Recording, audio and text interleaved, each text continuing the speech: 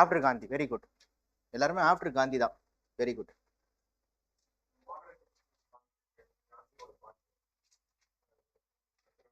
Okay, fine, very good. Gray areas of Gandhi. Then எந்த ஏரியால உங்களுக்கு doubt? Which area you face problem in modern India? Last 10 years. Very good. You. Nationalism. Militant nationalism. So extremism. Very good. You. Any areas? Peasants and tribal movements. Okay, fine. Then எந்த ஏரியால உங்களுக்கு problem?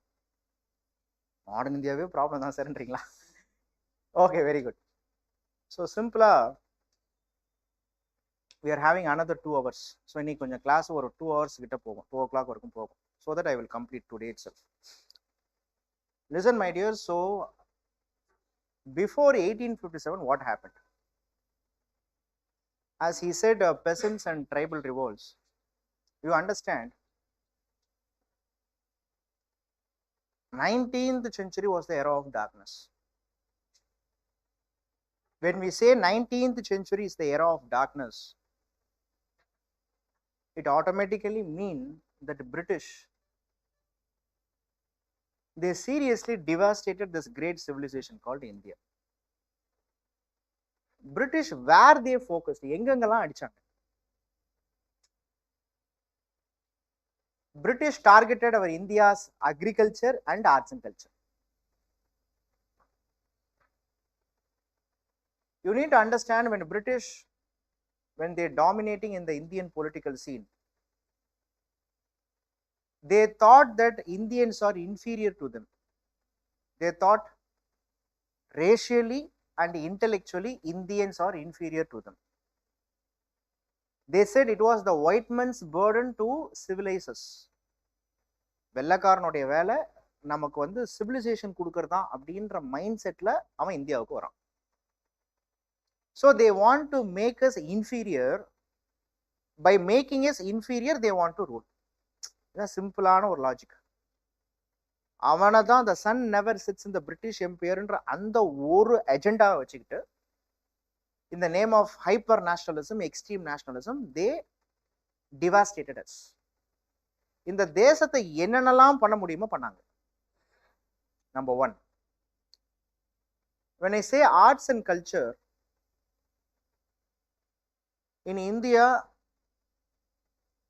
first what they did is, they tried to devastate the local cultures. Local cultures like dance, music, drama. முதல்ல இதெல்லாம் என்ன பண்ணாங்கன்னா education. So education, dance, music, drama, any indigenous activity or any development in the indigenous activity, the British, they didn't like actually. They said that the Indian social system was having so much of taboos. They said that you people are orthodox, you people are fanatic, the Hindus are all superstitious, the Muslims are all fanatic and barbaric. இப்படிலாம் சொல்லிட்டு இருந்தான். இப்படிலாம் சொல்லி நம்மளை rule பண்றதுக்கு அவனுக்கு ரொம்ப வசதியா இருந்துச்சு. டிவைட் அண்ட் ரூல் பாலிசி எடுத்து வந்தான். அப்படி இருக்கும் பொழுது பிரிட்டிஷ் 2 ஏரியால அட்டாக் பண்றாங்க நம்மள. Number 1 is agriculture. They know India was a country famous for its agriculture. Number 2, it's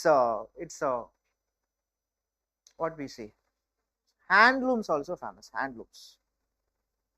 Okay, cotton and textile industries were all famous. So India உடைய trade hamper பண்றான். They purely wanted India has to supplement the needs of British industrial revolution.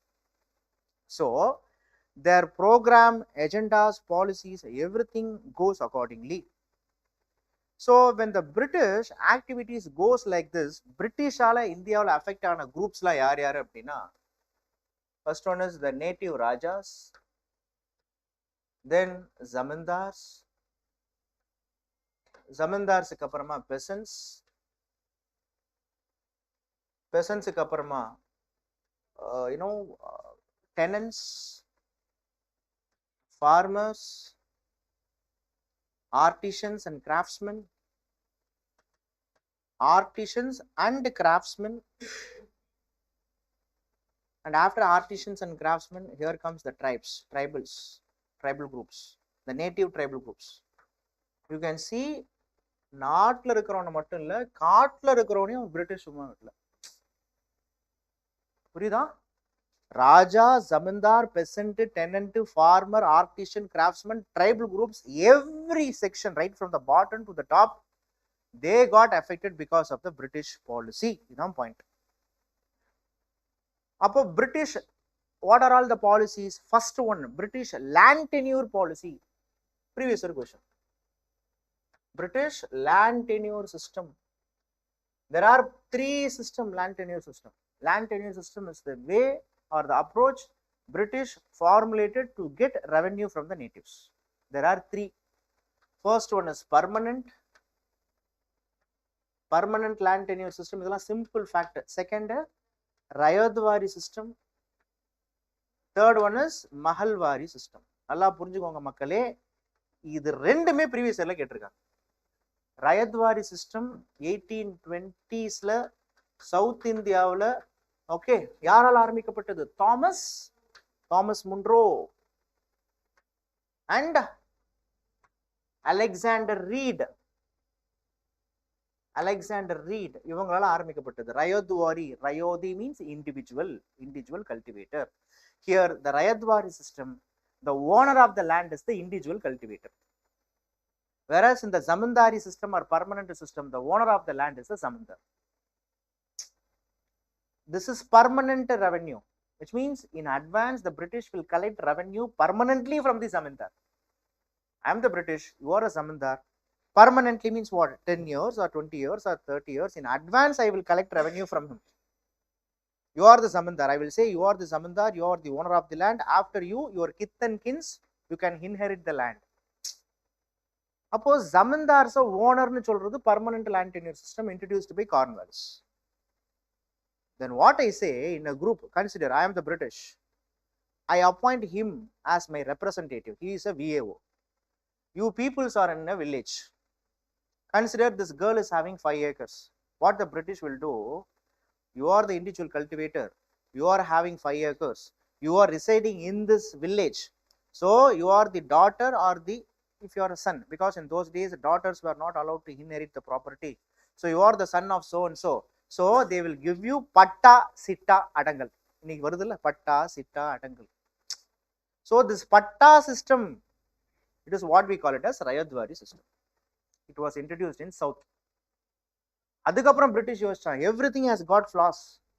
What happened one point of time period, in Rayadwari system the revenue is not permanently fixed.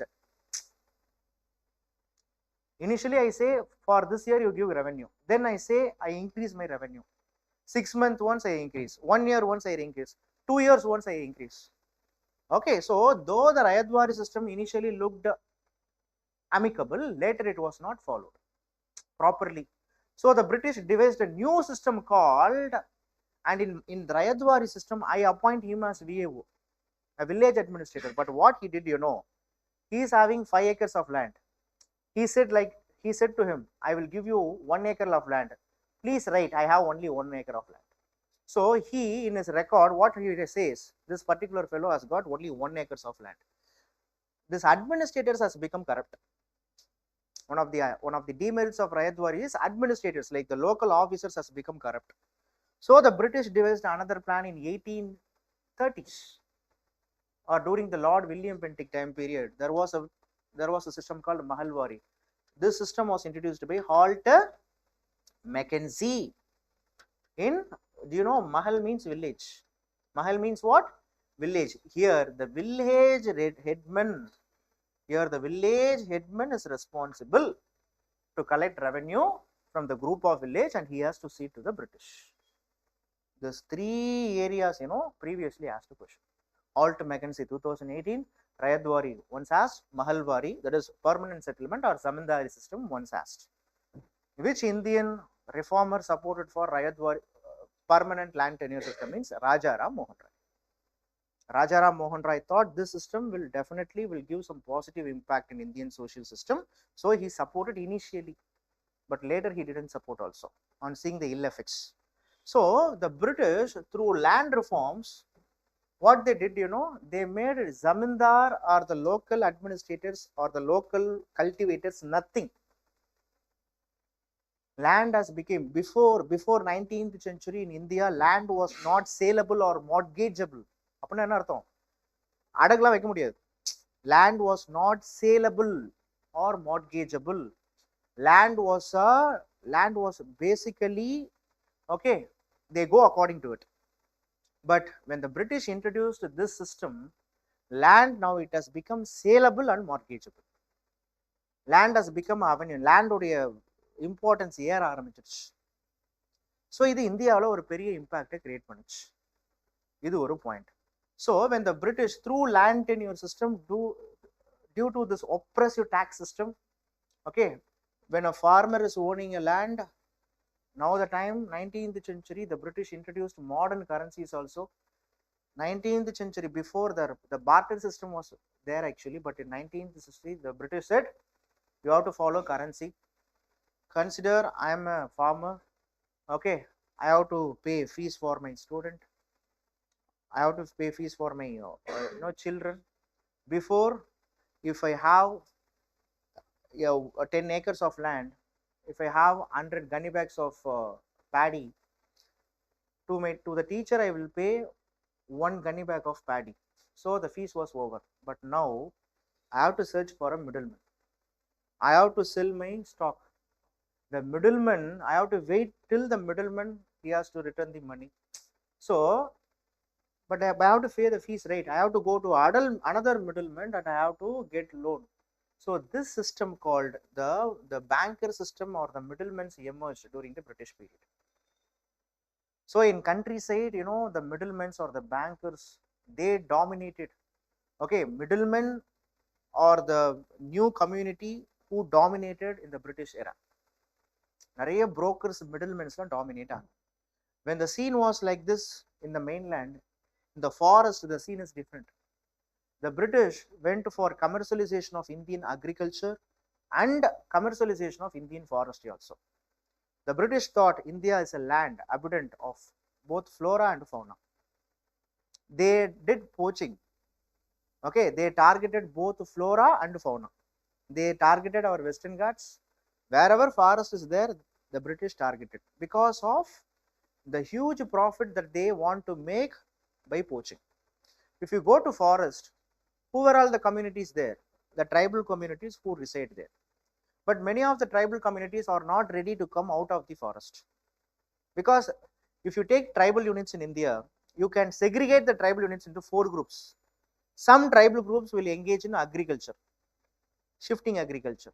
Some tribal groups may be hunters and food gatherers. Some tribal groups may be small herders, and some of them may be small merchants. What the British did know, the British said, you tribal peoples are responsible for the overgrazing. You tribal people responsible for deforestation. It is because of you the forest resources were all getting dacoited. So you have to pay the tax. They were all residing in a forest like a tribal clusters, but British demanded revenue from the tribal peoples also. If some tribal peoples, they have no other way, they accept it. But many of the tribal groups, they oppose the British activities. And those tribal peoples, they seriously engaged an armed rebellion against the British. And that is what you have seen so much of tribal revolts in Indian history. Why the tribal revolt will be taking place? 3 reasons. Their livelihood got affected. Their culture got affected. Okay, their livelihood, their culture, and most importantly, these Britishers, they were all trying to inculcate a new system in the tribal society. For example, the British were asking the tribals to cultivate indigo. It's an issue. The tribals are performing their own culture. For example, tribals like Koans, they engaged themselves in human sacrifice. But the British asking them not to, okay, go for human sacrifice. So in the mari tribal culture la British interfere aanadala, and most importantly 19th century where roadways, railways, mining, minting activities were all started. For the rise of modern industries, they need a manpower. So the British utilized these manpower, these tribal groups. These tribal groups from the forest were all taken, they were all converted. Some of them were all sent to outside India, like Sri Lanka and also South Africa and even Africa, African continent, American continent. So many tribal groups were all converted to another religion. They lost their identity. They converted to Christianity. Many tribal groups were all converted like bonded laborers. Indentured laborer, a word, it was in news. A word previously asked in questions. Indentured laborers means what? Oppanda tholilalargal. Bonded laborers. So the tribal peoples also lost their livelihood, lost their culture, lost their identity. They were all doing new activities. So every year, right from Battle of Plassey 1757 till 1947, you can see every year there will be some peasant or tribal rebellion was taking place. The most famous peasant rebellion was the Indigo Rebellion. What is it? Indigo Rebellion. This Indigo Rebellion happened in 1859 at Bengal.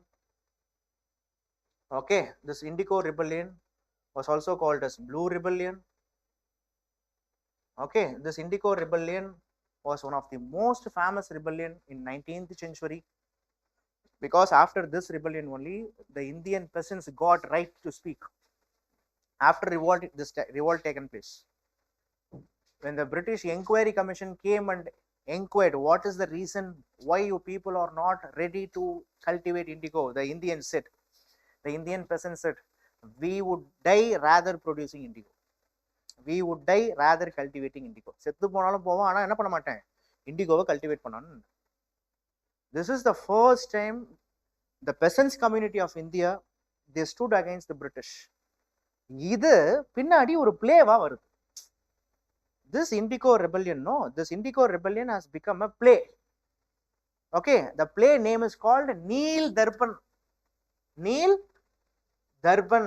It was written by, it was 2 years, it was, this question was asked. Written by, the play was composed by Deenbandhu Mitra. Idan question.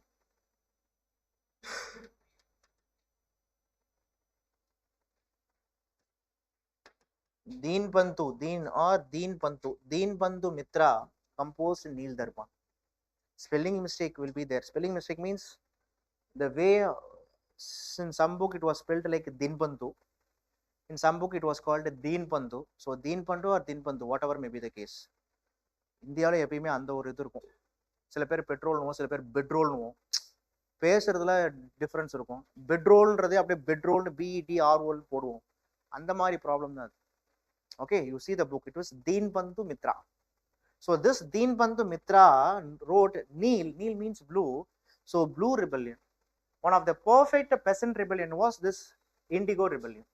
And one of the perfect tribal rebellion was what? 2 rebellion was taken place. Number 1 is Munda Rebellion. It was a previous year question. This year also you can expect. Munda Rebellion. Mundas are none other than a tribal group who resides in the Chota Nagpur region. One of the leader called Birsa Munda, he considered that the British, because of the British rule, administration, because of the British religious system, their own system got collapsed.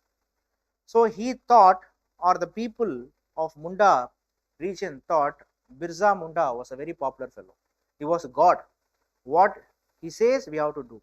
So this Birsa was able to mobilize the people, and these thousands of people stood against British, and they took their bow and arrow to fight against the British.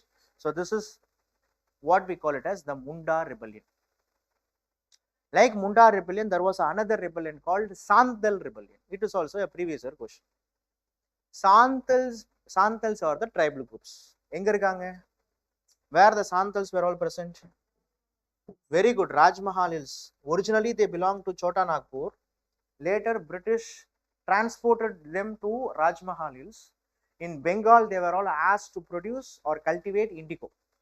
But the Santhals realized, because of this indigo cultivation, their food insecurity came actually. For them the food insecurity has come, because indigo was a cash crop, not a food crop. So the Santal realized this British and the one who supports for British, they were all the real Dikus. Dikus means what? They were all the real foreigners, evils. Because of them only our culture got affected. So we have to stood against British.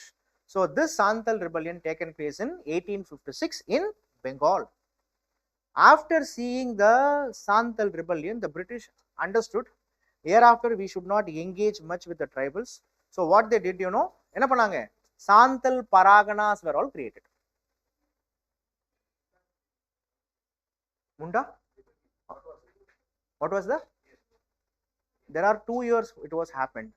One during 1850s, 1854s. Next one is 1895 to 1899.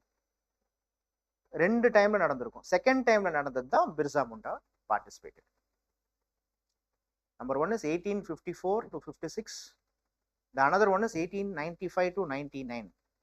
இந்த ரெண்டு time பீரியட்லயும் முண்டா rebellion நடந்தது. 2 different time period Munda rebellion happened. The second Munda rebellion taken care by Birsa Munda. Okay, Munda rebellion, Birsa Munda belong to Jharkhand region. Okay, fine. So this is how these are all the reasons for the peasants and also the tribal rebellions in India. So finally, okay, what is the British want to commemorate?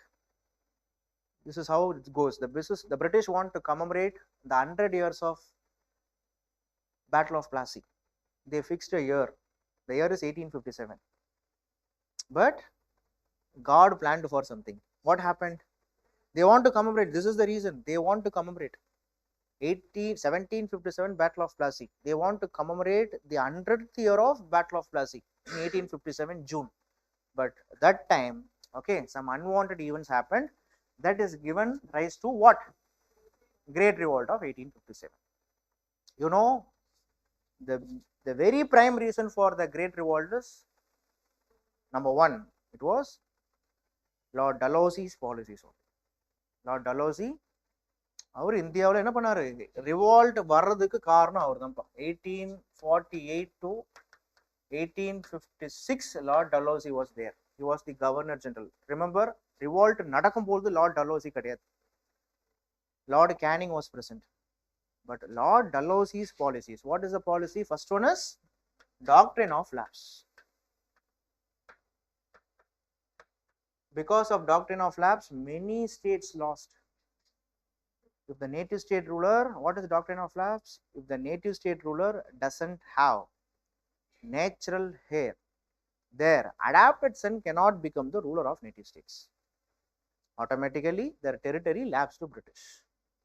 இந்தியாவில் இருக்கின்ற பிராந்திய மன்னர்கள் ஒருவருக்குள் இயற்கையான ஆண் வாரிசு இல்லை என்றால் அவர்களின் தத்துப்பிள்ளை ஆட்சி அமைக்க முடியாது. இதுதான் point.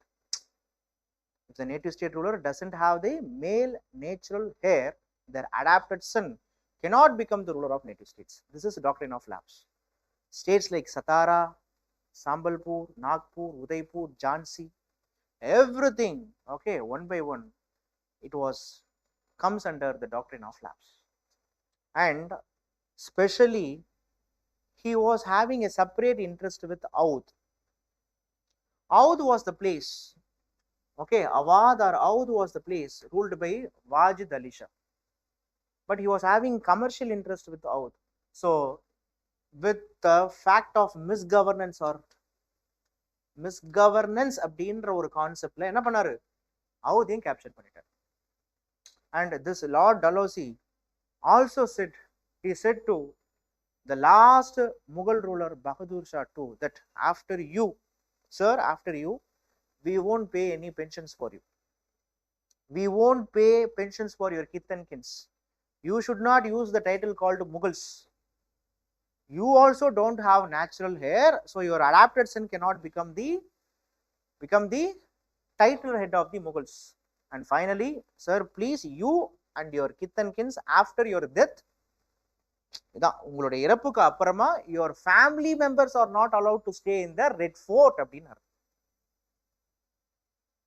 Okay, so when the time has come, this, on keeping this as the reason, the Bahadur Shah too, the Mughal emperor, also fought against the British.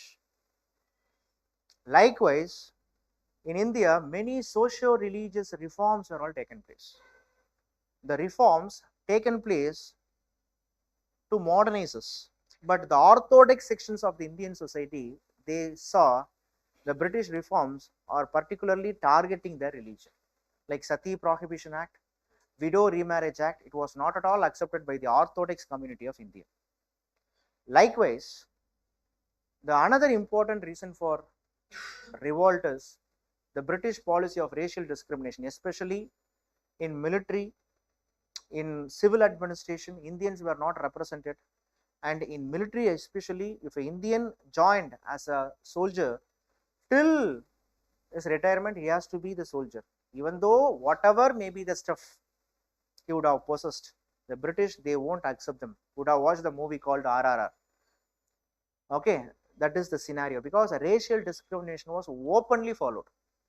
Indians were all persecuted like anything. Even if you are a soldier, if you have done a small mistake, Indians will be persecuted. They were not given food in a palatable plate. ஆடு மாடுகள் மாதிரி தான் treat பண்ணிட்டு இருந்தாங்க. So this is also the reason. And இன்னொரு விஷயம் என்னன்னா, there was a foreign allowance were all not given. Foreign allowance and all, if an Indian works outside India, they have to be given foreign allowance, salary. That allowance not given.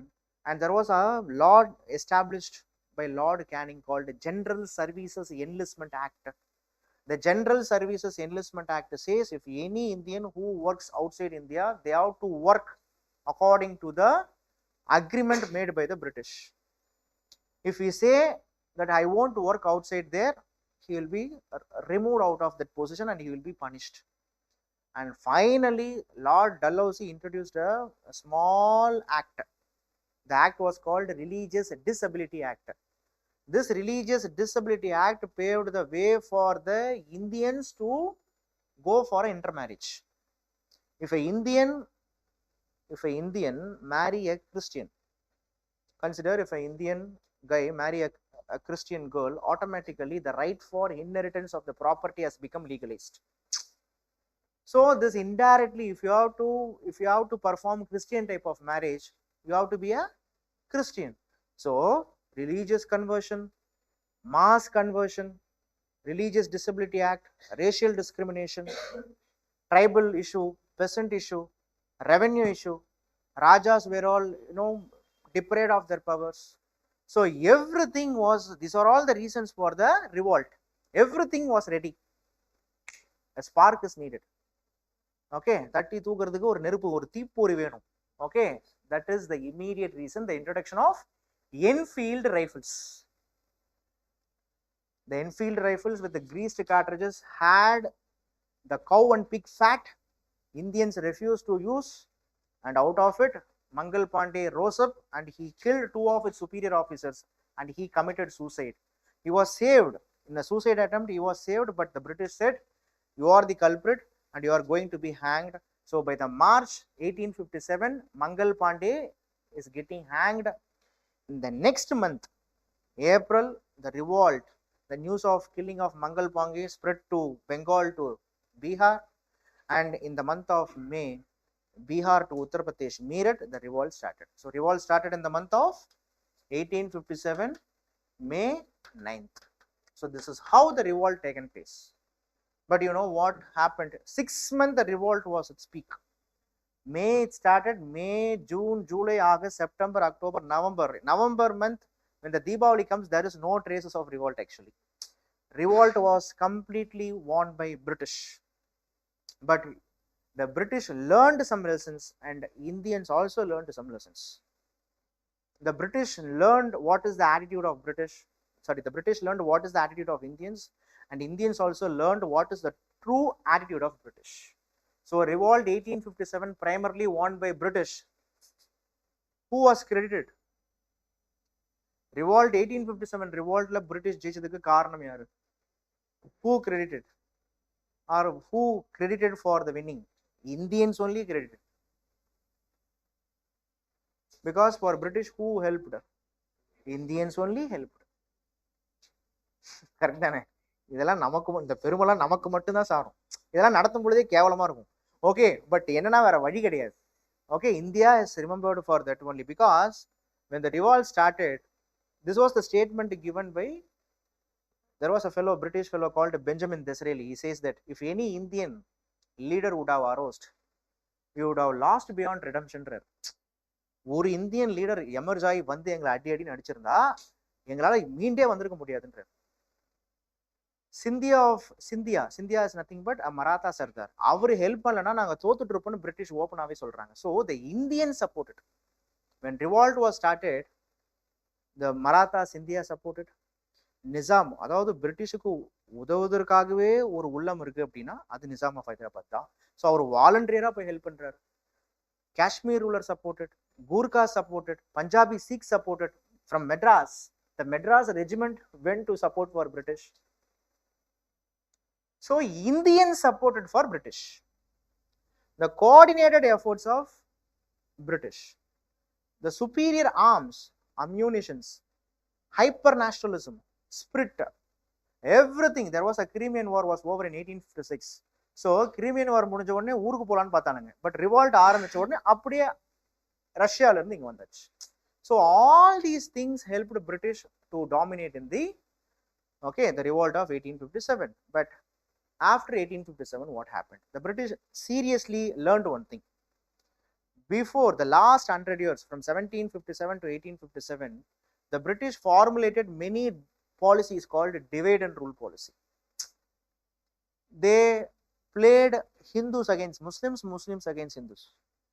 But that policy didn't work in 1857 because 1857 revolt remembered for Hindu-Muslim unity. British then thought if Hindus and Muslims join together, definitely it's a threat for them. So இந்தியாவில் Hindu Muslims வளரவே கூடாது, அவங்க சந்தோஷமாவே இருக்கக்கூடாதுன்னு முடிவு பண்றாங்க. Number 2, revolt 1857ல British ஜெயிச்சதுக்கு இன்னொரு காரணம் என்னன்னா, அவர் leaders individually they were all strong. Individually they were all so super. But as a team, they didn't work. Indians individually strong, but as a team, they were not strong because lacked coordination. Every leader fought for their own causes, not for a common causes. And the revolt of 1857 is basically an emotional outburst.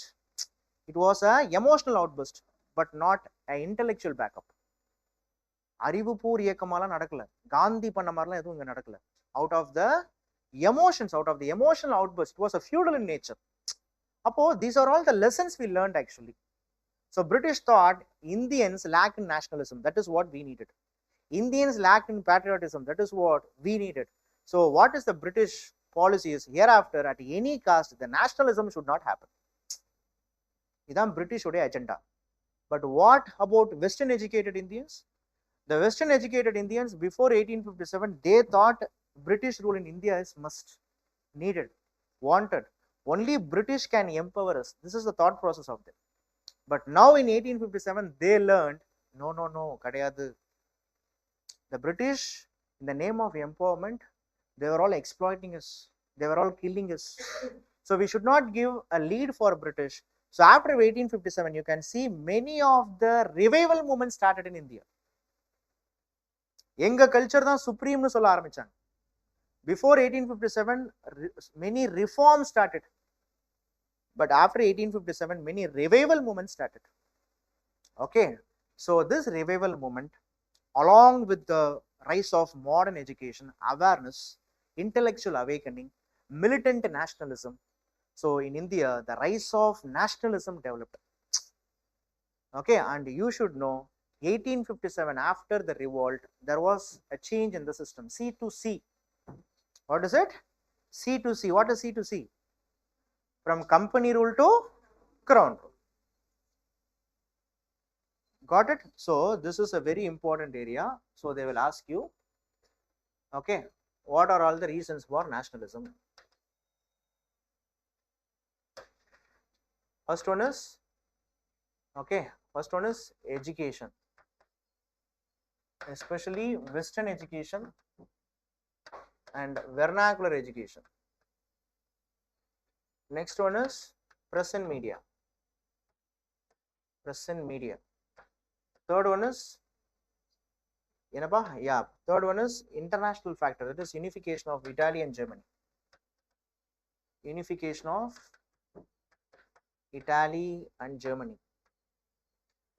This unification of Italy and Germany sowed the seeds of nationalism here. Now people started to speak about nationalism. And the fourth one is socio-religious reforms. Socio-religious and revival reforms. Revival. And the fifth one is knowing India's ancient past. Indus Valley civilization ஒன்று இருக்குன்னு 1860s தான் தெரியுது. In ancient past of India. Discovery of India's ancient past. Okay, that is IVC, Indus Valley civilization. And sixth is there was a unification in administration, uniformity. There was a uniformity in administration, uniformity in administration, and uniformity in exploitation. Throughout Kashmir to Kanyakumari, the British administration is uniform. Likewise, the British administration is exploitative. Okay, and seventh is racial discrimination. Racial discrimination continued. And the eighth one is, okay, economic impact of India. Economic impact of British rule in India. Economic impact of British rule. Economic impact of British rule in India.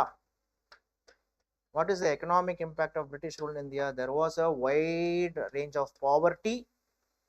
Okay, poverty, droughts, இது எல்லாம் வந்தது. Droughts, poverty, okay, agriculture, stagnation. Yes, stagnation in agriculture, இது எல்லாம் வந்தது. Stagnation in agriculture and stagnation in industry. இது எல்லாம் நடந்தது. And finally, okay, stagnation in agriculture, poverty, droughts, stagnation in India's manufacturing industry, and last எடுத்துக்கிட்டீங்கன்னா, okay, the rise of modern thoughts. The rise of modern thoughts, especially liberalism thoughtலாம் வருது. லிபரலிசத்துல முக்கியமா ஒரு தனி மனித சுதந்திரத்தை பத்தி பேசுறாங்க. Individual civil liberty. Okay, so individual civil liberty. Individual civil liberty. Okay, and the next cause is, okay, there are some important intellectuals who came in this period. The great Dadabhai Nauroji, அவர் என்ன பண்றாரு? They were all the economic critics of British வராங்க. Economic critics of British. Economic critics of British. This is a previous year question.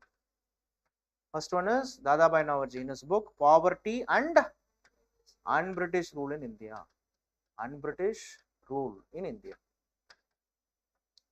Poverty and Un-British Rule in India. Dadabhai Nauroji speaks about how India was exploited by the British policies. Okay, he speaks about what? Economic drain theory. Economic drain theory.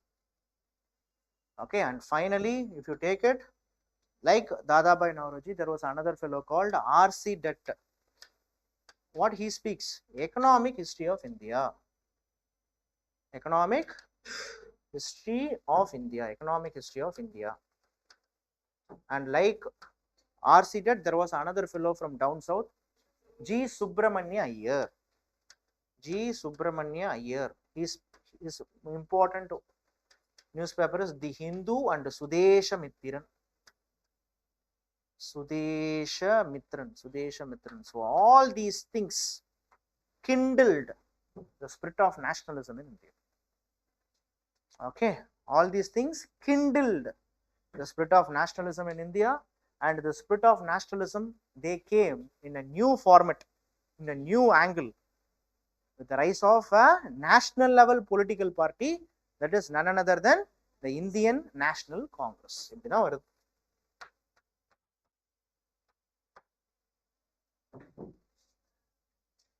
புரியுதா?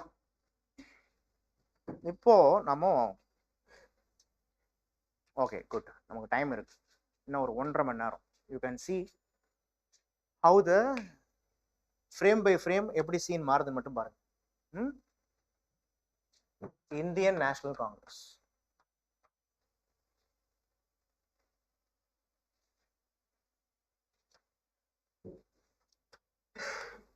moderates,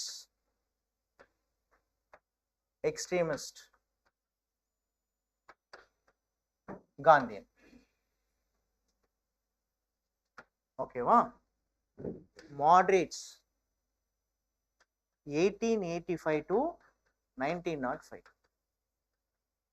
extremist 1905 to 1917, Gandhian 1917 to 1948. Point. Super. Moderates, first, moderates, they were all upper class intelligentsia, upper class. They were not lower class, upper class intelligentsia. Fact இப்படி தான் கேட்பாங்க. Moderates were all upper class. இந்த moderates base பண்ணி நிறைய questions இருக்கும். Simple questions வரும். Who was the founder of Congress? A.O. Hume.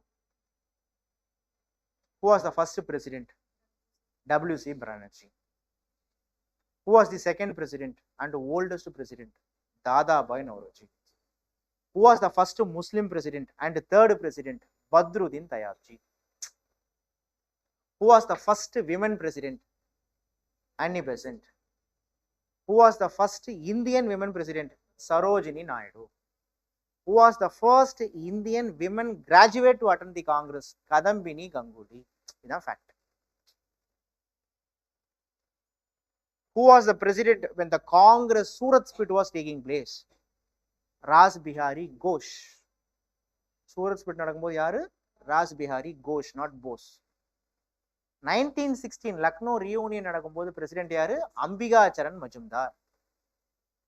Who was the youngest president of Indian National Congress? Maulana Abul Kalam. In pre-independence, Maulana Abul Kalam Azad. In post-independence, it was our beloved Rajiv Gandhi. At the age of 40 itself, he has become the president.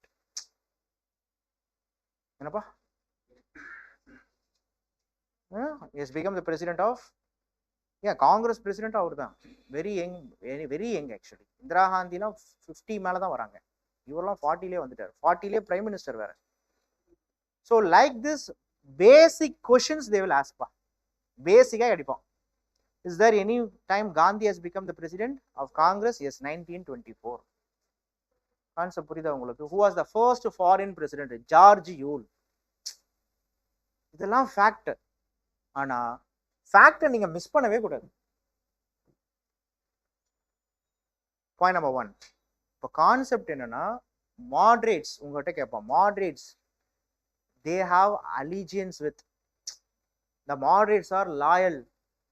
இப்படி கேட்பான். Many of the moderates are loyal to option A, the Indian people. Option B, okay, the British Crown. Option C, okay, the brown Englishman. இப்படி கொடுத்துருவோம். Tell me, moderates have allegiance, or they were all loyal to whom? Many of the moderates loyal to British Crown. Sir, moderates நம்ம ஆளுங்க British Crown கிட்ட ஏன் லாயலா இருக்காங்க? இருந்திருக்காங்களே. அப்போ moderates உடைய methodology என்ன? ட்ரிபிள் பின்னு சொல்றாங்க. prayers, petitions, protests. The moderates never wanted, நல்லா புரிஞ்சுக்கோங்க, காங்கிரஸ் கட்சி ஆரம்பிச்சதே இந்தியாவுக்கு இண்டிபெண்டன்ஸ் வாங்கவே கிடையாது. உங்ககிட்ட கொடுங்க, the main aim of the Congress to get independence. இல்ல கண்ணு, அப்படிலாம் கிடையவே கிடையாது. The main aim of the Congress is to mobilize the masses and to present their problems to British in a formal, legal way. அதுக்கு தான். புரியுதா? அப்போ prayer, petitions, protest, இதான் moderates உடைய methodology. They will ask you whether the moderates wanted Congress to be a mass movement. No, the moderates never wanted Congress to be a mass movement, because the moderates said the people of India are not yet ready for any mass movement. அவங்களே சொல்றாங்க, sir, the people of India are not like Europeans, they don't have political awareness. அதனால people of India are not yet ready. On behalf of the people, we the moderates, we the Congress walas, we will do politics. இதான் moderates உடைய agenda. அப்போ moderates இப்படி சொன்னாலும், அப்போ நீங்க 20 years they were all dominating, right? அப்போ உங்ககிட்ட கேட்குறாங்க, அப்போ மாடரேட்ஸ் என்னென்னா டிமாண்ட் பண்ணாங்க. What is their demand, you know? But their demand is super. மாடரேட்ஸோடைய டிமாண்ட் சூப்பரா இருந்துச்சு. பட் அவங்களுடைய ஒர்க்கு சரி கிடையாது. வடிவேல் சொல்ற மாதிரி இவங்க வாய் மட்டும்தான் வேலை செய்யுதுன்ற மாதிரி இவங்களுடைய டிமாண்ட்லாம் வேற லெவல்ல இருந்தது. என்ன டிமாண்ட்? ஃபர்ஸ்ட் என்ன டிமாண்ட் வைக்கிறாங்க? First one is what? India's independence. No, very good. Indianisation of administration. இதான் முதல் demand. Indianisation of administration. Indianisation of administration இதான் ஃபர்ஸ்ட் டிமாண்ட். சார் இந்தியன்ஸை அதிகமாக ரெக்ரூட் பண்ணுங்க சார் சிவில் சர்வீஸ்ல. ஏன்? இந்தியன்ஸை நீங்க ரெக்ரூட் பண்ணாதான் இந்தியன்ஸோடைய ரெவென்யூ, அவங்களுடைய பேமெண்ட், அவங்களுடைய சேலரி இந்தியாவில் இருக்கும். If you are recruiting British wallahs in a top position, the Britishers already getting சம்பளம் பிளஸ் கிம்பளம். கரெக்டா? அப்போ அவங்களுடைய ரெவென்யூ எல்லாம் இங்கிலாந்துக்கு தான் போகுது. So come with Indianization of administration. Reduce military expenditure. You are paying much for military. Reduce it. Number 3, they said constitutional reforms. What they said? Constitutional reforms. They demanded for constitutional reforms. What is that? They said, moderates said, a motto, it was long before it was said in American Revolution. No taxation without representation. They will ask you, whose agenda was no taxation without representation in the Indian national movement? It was moderates. எங்களுக்கு வரி, no taxation, நாங்கள் பே பண்ண மாட்டோம், வரி கொடுக்க மாட்டோம், எங்களுடைய representation இல்லாமல். And the moderates were the early moderates were the economic critics of British. They were all the economic critics of British. They demanded for constitutional reforms, Indianization of administration. The moderates were the one. Moderates like Gopalakrishna Gokhale. Moderates leader like Gopalakrishna Gokhale, he was a great intellectual. He founded the Servants of India Society. He educated the masses. Gopalakrishna Gokhale, many people were all there. Subramanya Iyer, okay, Ananta Charlu, Vijaya Raghavachari, இவங்கலாம் இருக்காங்க மாடரேட்ஸ்ல. அப்போ moderates இவ்வளவு கேட்டு என்ன கிடைச்சது? அண்ணனுக்கு ஒரு ஊத்தாப்பம் தான். ஓகேவா? அவ்வளவு கேட்கறாங்க, என்ன கிடைச்சது? 1892 கவுன்சில் ஆக்ட் வருது. 1892 council act. In 1892 Council Act, the moderates demanded these many things, but the British said, sir, indirect election is coming. That too not for covenant level officers. That means not for superior officers. For clerical officers, here in the assemblies, indirect election concept இப்பதான் வருது. So the concept of indirect elections came first after the much demand from moderates. But the moderates are not happy with it. But moderates அவ்வளவு கேட்டு 1892 indirect council election தான் வந்தது. But the scene changes. 20 years of moderates rule. Okay, now the scene changes. எதனால change ஆகுதுன்னா, now comes. Understand, even though the moderates, they were all showing their allegiance towards the British rule or British crown, the British didn't see moderates as a friend for them. Understand, when the Congress was founded in 1885 Bombay, Lord Dufferin was the viceroy. Lord Dufferin. When Congress founded, it was started by 72 delegates. That time, this Dufferin and all, he says like, the Congress represents microscopic minority of the people. ஓ, காங்கிரஸ்லாம் நீ எல்லாம் ஒரு கட்சி, அந்த கட்சி பத்தி என்கிட்ட கேட்குறியான்ற மாதிரி தான் இருந்தார் அவர். But every year, the Congress was dominated by the peoples who initially they support for British. இனிஷியலா பிரிட்டிஷுக்கு யாரெல்லாம் சப்போர்ட் பண்ணானோ அவன் இப்ப காங்கிரஸ்ல வரான். So the same Lord Dufferin, on seeing the Congress was dominated by so many Indians, Indians நிறைய காங்கிரஸ்ல போய் join பண்றான். அப்ப சொல்றாரு, the Congress is the factory of sedition. The Congress consists of disloyal babus. காங்கிரஸை திட்டுறாரு. அப்போ பிரிட்டிஷுக்கு என்ன ஒரு கான்செப்ட் அப்படின்னா, இந்தியாவில் காங்கிரஸ் வளர்றது அவங்களுக்கு பிடிக்கல. அதுக்கு ஒரு செக் வைக்கணும்னு நினைக்கிறாங்க. யார் மூலயமா? Now here comes a new fellow. யார் அவரு? in the year of 1899 till 1906. Yeah, some people say 1906 also. Here comes அவர் 7 வருஷம் இந்தியாவில் இருந்தார். ஆனா அந்த 7 வருஷமும் இந்தியாவில் 7 தான்.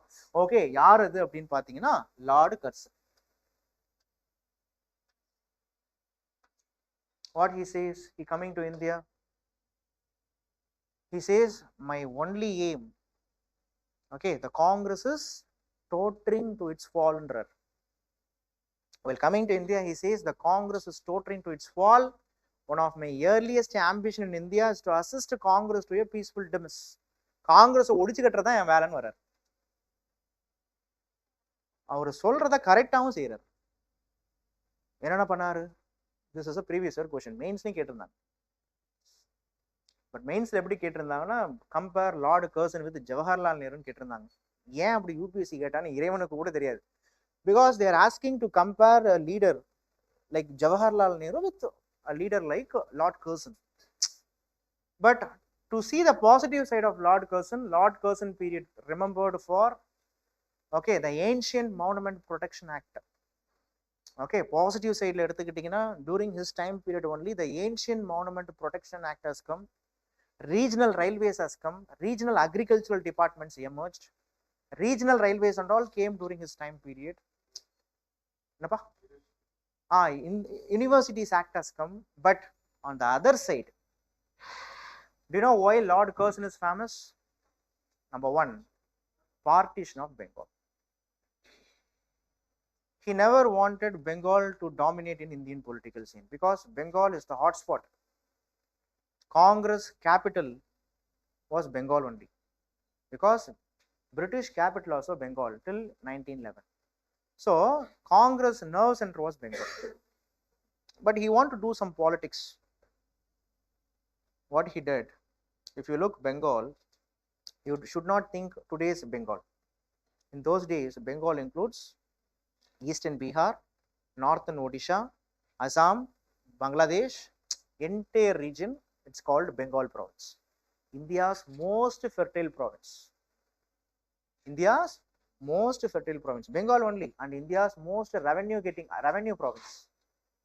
So in this Bengal, the British see the Hindus and Muslims, they were all behaving like a friends, brothers and sisters.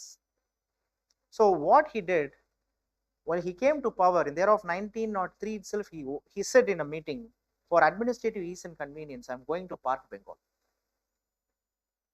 எப்படி part பண்ண போறார் அப்படின்னும் பொழுது he said the east of Brahmaputra dominated by the Muslim community, it will be a separate state, and the west of Brahmaputra, okay, you know the fact, right? Brahmaputra starts Tibet, it will go Arunachal Pradesh, there was a Namachi Barwa peak, comes like this, and finally it will reach Bangladesh. So he says the east of Brahmaputra, okay, where the Muslim population were all high, it will be a separate province, and the west of Brahmaputra and south of this Brahmaputra, west and south, where the Hindu population was high, it will be a separate province. So this is what we call it as the partition of Bengal. Okay, so the partition of Bengal, now onwards, you see, the partition of Bengal came into effect on October 16, 1905. This is the rise of extremism.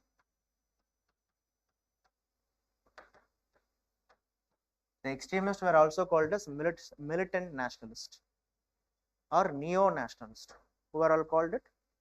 Extremists were called militant nationalists,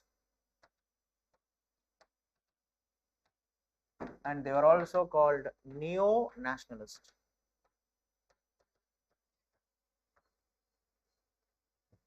So the extremists in 1905, they started two movements, 1905 and 1906. First, the anti-partition movement started. Anti-partition movement started, and also the Swadeshi movement started. It gave a sense of nationalism for Indians.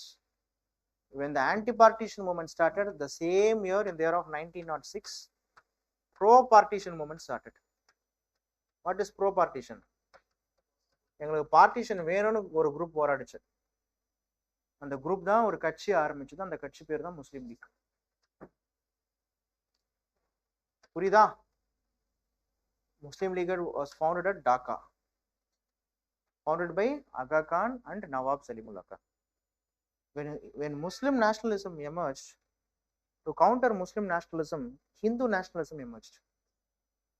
The rise of the same 1906 rise of Hindu Mahasabha. Hindu Mahasabha, founded by Madan Mohan Malaviya. Understand, Madan Mohan Malaviya was a moderate, but he was a Hindu nationalist. Okay, Madan Mohan Malaviya. புரியுதா? பாருங்க, anti partition போராடுறாங்க காங்கிரஸ். இல்லை, எங்களுக்கு முஸ்லீம் league, எங்களுக்கு bro partition வேணும். Because we need political representation. That is the demand. Muslim demand is, they said, we need separate electorate. Only by separate electorate our peoples will be represented. So we need it. To counter Muslim nationalism, there emerged a Hindu Mahasabha. Madan Mohan Malaviya founded it. So the thing started to go like this. So unexpectedly, 1907, what happened? Surat split.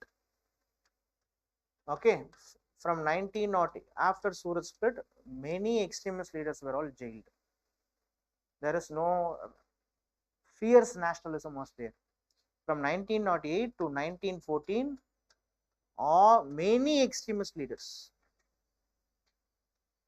Okay, because the British thought, after Surat split, the British thought the extremist leaders are all dangerous. So many of the leaders like Bala Gangadhar Tilak, Lala Lajpat Rai, Vausi, Aurobindo Ghosh, you can see this is the time period. All these leaders, they got arrested. But these leaders, some of the leaders, they got released in 1914. But people like Vausi and all, it has taken time actually. So in the year of 1914, when the World War I emerged, the scene is different. Because in the year of 1914, World War I emerged. World War taken place from 1914 to 1918. Yes or no? Correct or not? World War I la rendu team, Triple Alliance, Triple Entente. ஒரு team யாரு? Triple Alliance. இன்னொரு team Triple Entente. You see, in the Entente, British is there. In the Alliance, Germany, okay, Austria and Turkey is there. You see, Turkey. You should know who was the head of Turkey. Turkey's head, he was the political and religious head of Islam. He was called Khalifa. When World War I starts, when World War I starts, many leaders, many extremist leaders, even in India, like Bala Gangadhar Tilak, they openly supported for British. அவங்க நினைச்சாங்க World War I முடிஞ்சிரும், British ஜெயிச்சா Indians support பண்ணதுக்காக, on seeing the generosity of the Indians, they will give Swaraj or freedom. But within a year, Bala Gangadhar, you should know, Bala Gangadhar Tilak supported for British war efforts in World War I. But within a year, Bala Gangadhar Tilak understood this World War is one of the most disastrous event. Many Indians lost their life. Inflation rise, price hike, common people suffered. Indian food are transported to World War affected countries. Our Indians, they were not given a palatable foods, hungry, violence, law and order issue. On seeing this only, Bala Gangadhar Tilak realized, yeah, India's independence, Swaraj is the solution. புரியுதுங்களா? அப்போ in the year of 1915 itself, Balagangadhar Tilak, he started home rule movement. He said, Swaraj is my birthright, I shall have it. The year 1915 also remembered for another leader called Annie Besant. The thing is, Annie Besant, she was a moderate woman. She supports moderates.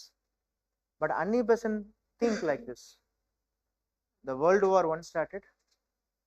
Okay. Annie Besant and Balagangadhar Tilak, they don't have any enmity among themselves. But the one who follow Balagangadhar Tilak, they were all called extremists. The one who follow Annie Besant, they were all moderates. So these two leaders, they made an agenda that if you want to fight against the British, we need to have a union. So only by reunion of the moderates and extremists, the Congress can lead. So these two leaders made an agenda and they made a plan of Congress reunion in the year of 1916. The Congress, this is what we call it as Lucknow reunion. And understand, the Lucknow is also remembered for another scene. In the year of 1914, you see, when the British, when they are fighting against Turkey, the Indian Muslims under the Muslim League leaders, they supported to British before 1914. Before 1914, Muslim League, they openly supported to British. Moderates, they openly supported to British. That is the reason in the year of 1909, Minto-Morley reforms and all came in. The moderates demanded for constitutional reforms. The moderates demanded for annulment of the partition. Everything the British accepted. The Muslim League demanded for separate electorate. That also accepted. So 1914, before அரசியல்ல நிரந்தர எதிரிகளும் அல்ல நண்பர்களும் அல்லன்ற மாதிரி பிரிட்டிஷுக்கு ரெண்டு பேருமே support பண்ணாங்க. இந்த world war 1 came. Okay, now the Congress also changed their attitude and Muslim League also changed their attitude. So Muslim League and Congress, now both of them, they made a pact to unite and to fight against the British. This is the reason the Lucknow session is also called as the pact between Congress and Muslim League. So the Lucknow session is also known as what pact? Lucknow Pact. The Lucknow session only, the Lucknow Pact was signed. And in the Lucknow session, remembered for another event, it is the first time Gandhi, after coming to India, Gandhi, the year of 1915, he came to India, he went for all India tour. After 2 years, in the Lucknow session only, he was a leader, but not an apex leader, a top leader. He was a member of the Congress. In the Lucknow session only, okay, Rajkumar Shukla, a person met Gandhi and he was asking Gandhi to address, to come to Champaran, a place in Bihar, and to sort out the issue. The issue is with respect to the indigo cultivation.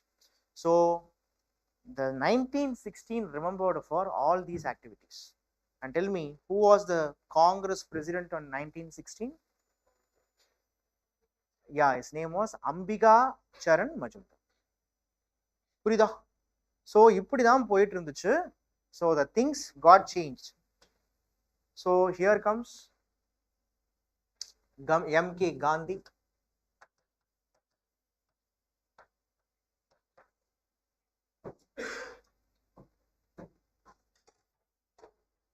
So Gandhi நேரா ரொம்ப முக்கியமான area. இதுக்கு மேல வரக்கூடிய எல்லாமே chronology base பண்ணிருக்கோம், interlinked. Okay, இன்னும் class ஒரு 1 hour போகும், நீங்க 2 o'clock வரைக்கும் போகும். பிகாஸ் எம்கே காந்தி ஆரம்பிச்சா போறது தெரியாது, முடிக்கிறது தெரியாது. Okay, fine.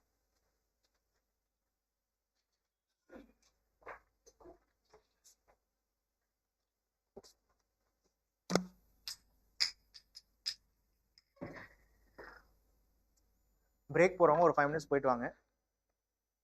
அதோட கிளாஸ் முடிக்கும் போது தான்.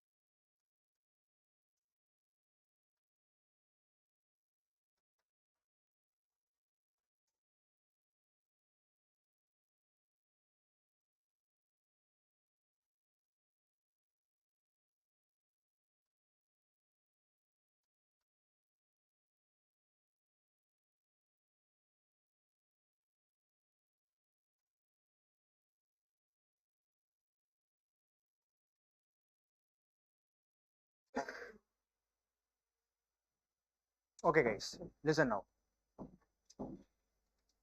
So, Mohandas Karamchand Gandhi or M.K. Gandhi, born in India, Porbandar, 1869. He want to do law, he want to study bar law, that is, he went to England in the year of 1888. He completed his studies in 1892 and he returned back to India. But his business was not good. Okay, after some initial failures, he was called by his beloved friend Dada Abdullah to South Africa. So in the year of 93, Gandhi, he went to South Africa. But in South Africa, Gandhi was humiliated in certain ways because of racial discrimination.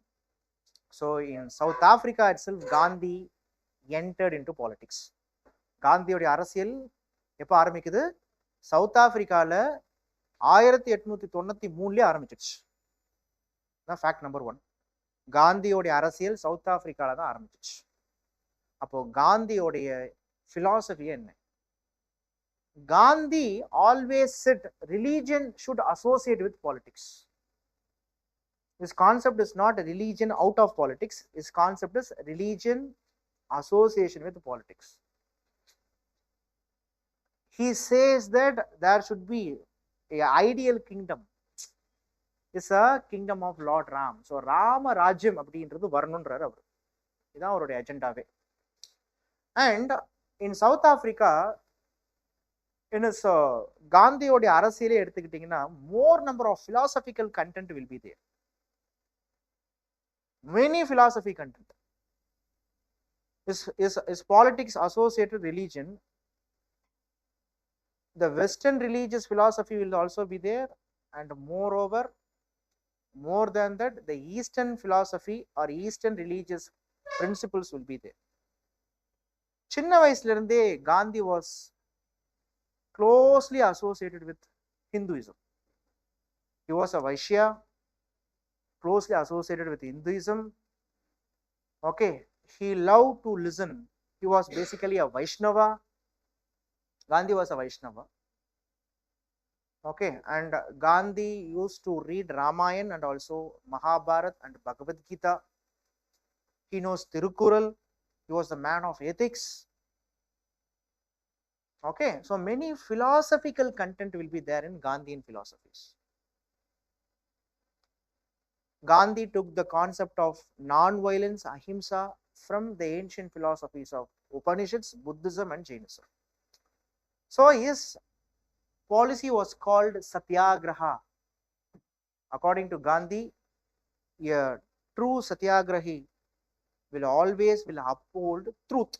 Satya means truth, Graha means way of life. உண்மையை தன்னுடைய வாழ்க்கையாக கொண்டவன் தான் சத்தியாகிரகி. இதுதான் காந்தியோட meaning. Gandhi says a true Satyagrahi will bear the pain. Okay, but we always stood for truth. உண்மைக்காக தான் இருப்பான், உண்மைக்காக தான் போராடுவான். அப்போ காந்தி அவருடைய பாலிடிக்ஸ்ல பாத்தீங்கன்னா ஒரு 3 விதமான ஸ்ட்ராட்டஜியை ஃபாலோ பண்றாரு. Remember, Gandhian way of Satyagraha was a extra constitutional way. புரியுதா உங்களுக்கு? It is a extra constitutional way, which means as per the law. Okay, Gandhi says, I will disobey the law. Disobeying the law is unconstitutional, but Gandhi will follow. But what the thing is, he won't commit for violence. Answer புரியுதா? He will act according to his own conscience. அவருடைய மனசாட்சிப்படி இருப்பாரு, சட்டத்தை மீறுவாரு, ஆனா வன்முறைக்கு போக மாட்டார். இது ஒரு புது டாக்டிக்ஸ். திருப்பியும் அடிக்க மாட்டார். இப்பதான் உங்களுக்கு தெரிய வரணும் என்னங்க சொல்ல வருது. If a person attacks me, என்னை ஒருத்தன் அட்டாக் பண்றான், நான் திருப்பி என்னை ஏன் அட்டாக் பண்றான்னு தெரியாமே நான் பார்த்து பயந்து ஓடி போயிடுறேன். It's a cowardness. Gandhi satyagraha is not like that. என்ன ஒருத்தன் அட்டாக் பண்றான், நான் பதிலுக்கு அவனை அட்டாக் பண்றேன். வயலன்ஸ். காந்தியின் satyagraha is not violence also. கோவர்ட்னஸும் கிடையாது, வயலன்ஸும் கிடையாது. Then what is it? If someone attacks me, I stood for why I am fighting for it. For example, I am saying Vande Mataram. I am fighting for a cause. The British is attacking me. I am saying Vande Mataram. He attacks me. I am saying continuously Vande Mataram, Vande Mataram, Vande Mataram. First time he attacks no with full force. In a sixth or seventh time, he won't attack with that full force. I didn't commit it to violence. I didn't go, but I stood there and I support for my cause. This is Satyagraha.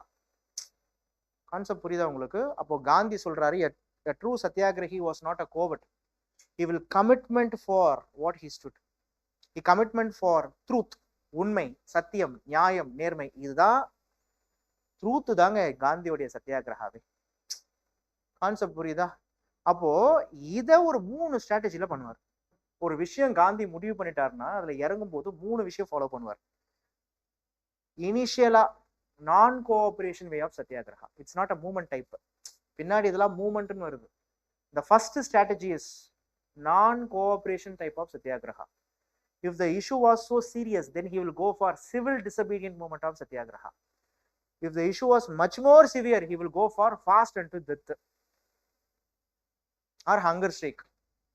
Gandhi, you know, in his அரசியல் வாழ்க்கையில காந்தி 17 தடவை கிட்ட என்ன பண்ணிருக்காரு, சாகும் வரை உண்ணாவிரதம் பண்ணிருக்காரு. ஆனா காந்தி சாக மாட்டார். ஏன்னா சின்ன வயசுல இருந்தே you meant to be like that. 50 நாள் கூட காந்தி சாப்பிடாம இருப்பார். Gandhi fast and to death பண்றாருன்னா அதுல அவர் ஜெயிச்சிருவாருன்னு அர்த்தம். பட் அப்பேற்பட்ட காந்தியே மிஸ் ஆன ஒரே இடம் எங்கன்னா பார்ட்டிஷன். அப்பதான் ஓகே. ஏன்னா காந்தியோட சின்ன ரொம்ப ஸ்ட்ராங்கா இருந்தார். அது ஒரு விஷயம். ஸோ திஸ் இஸ் காந்தியின் வே. So Gandhi in South Africa itself, he started a political party, the Indian National Congress. South Africa itself, he started an English newspaper, the Indian Opinion. இதெல்லாம் நீங்க படிச்சுக்கோங்க. So this Gandhi was called by his own mentor, political guru, Gopalakrishna Gokhale. Gandhi உன்னுடைய சேவை நாட்டுக்கு தேவை அப்படின்னு சொல்லிட்டு 1915 கூப்பிடுறாரு. So Gandhi came to India in 1915. First in India, first political appearance, Champaran Satyagraha. Second one, 1918, that is Ahmedabad mill strike. And third one is same year, Kheda Satyagraha. These are all regional satyagrahas. These are all not all India Satyagraha. These are all regional Satyagraha. Okay. Fine. In 1919, there was an act called Rowlatt Act was passed. So he went for Rowlatt Satyagraha. But this is a all India level Satyagraha. All India mass Satyagraha.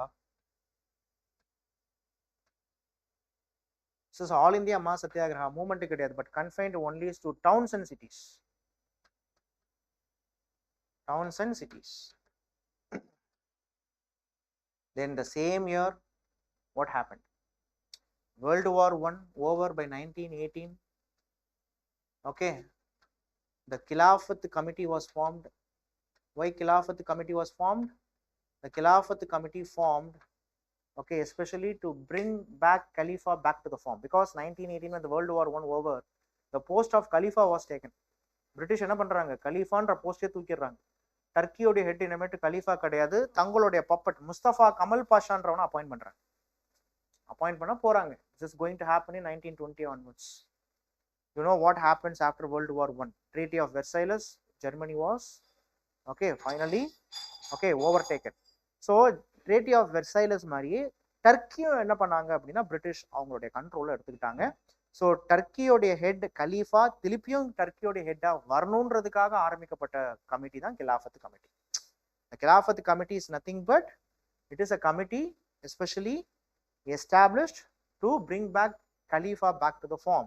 So Gandhi also supported this Khilafat committee for Hindu-Muslim unity. For Hindu-Muslim unity.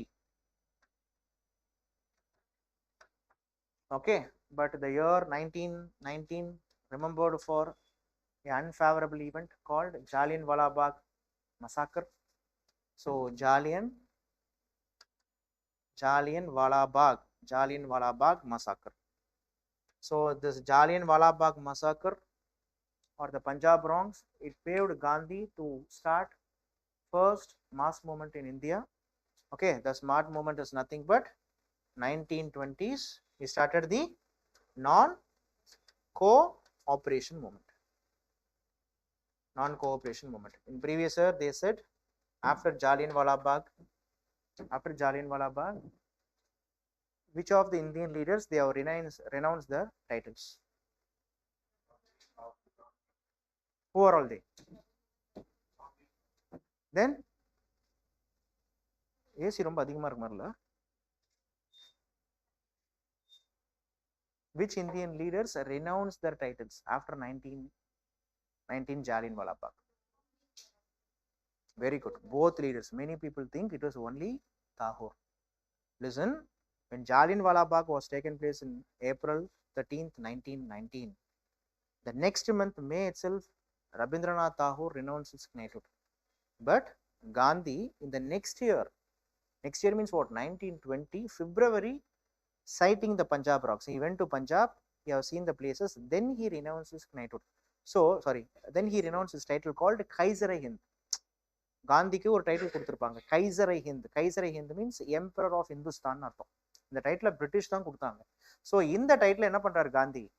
வேண்டான்னு திருப்பி கொடுத்துறாரு. So both Gandhi and Tagore renounce their titles on the eve of Jallianwala Bagh. It's a previous year question. புரியுதா? So இதுக்காக தான் காந்தி 1920ல என்ன பண்றாரு? Starting நான் cooperation movement. This non-cooperation movement questions எப்படி வரும்னா, it was a subcontinent level movement. Yes, it was under the Gandhian full control. Yes, initially it was under the control of Gandhi. People, all the sections of the society accepted Gandhi. Non-cooperation movement எடுத்துக்கிட்டீங்கன்னா எல்லாருமே Gandhi accept பண்ணிக்கிட்டாங்க. But the momentum, okay, it lost its momentum because of the 1920 it started, but in the year of 1922 February, due to the Chauri Chaura incident, okay, the movement was withdrawn. Movement withdrawn பண்ற மாதிரி ஆயிடுச்சு. Here you need to know, when the movement got withdrawn, okay, Gandhi said, okay, Gandhi only withdrawn the Chauri Chaura movement, but the British, what they did? Gandhi, it is because of you this movement started. It is because of you violence erupted. Everything you are responsible. For all the happenings you are responsible. So, section 124A IPC. What is it? Section 124A IPC படி காந்தி உங்களை நாங்கள் என்ன பண்ண போறோம்? ஜெயில போட போறோம்னு சொல்லிட்டு Gandhi was arrested. He was given 6 years of jail, but 1922 he was arrested, whereas 1924 he was released based on its good conduct.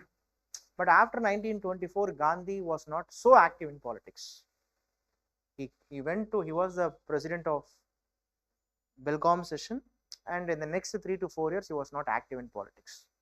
He went for women's emancipation, like that. But what happened in India? When Gandhi was in jail, in Congress there are many disturbances. One group called pro-changes has come. Pro-changes. They said we have to get into the system and we have to interrupt the system. Gandhi said election, we should not participate in the election, but what they said, we have to get into the system and we have to disrupt the system. They were all called pro-changes, and they started a party called Congress Khilafat Swaraj Party.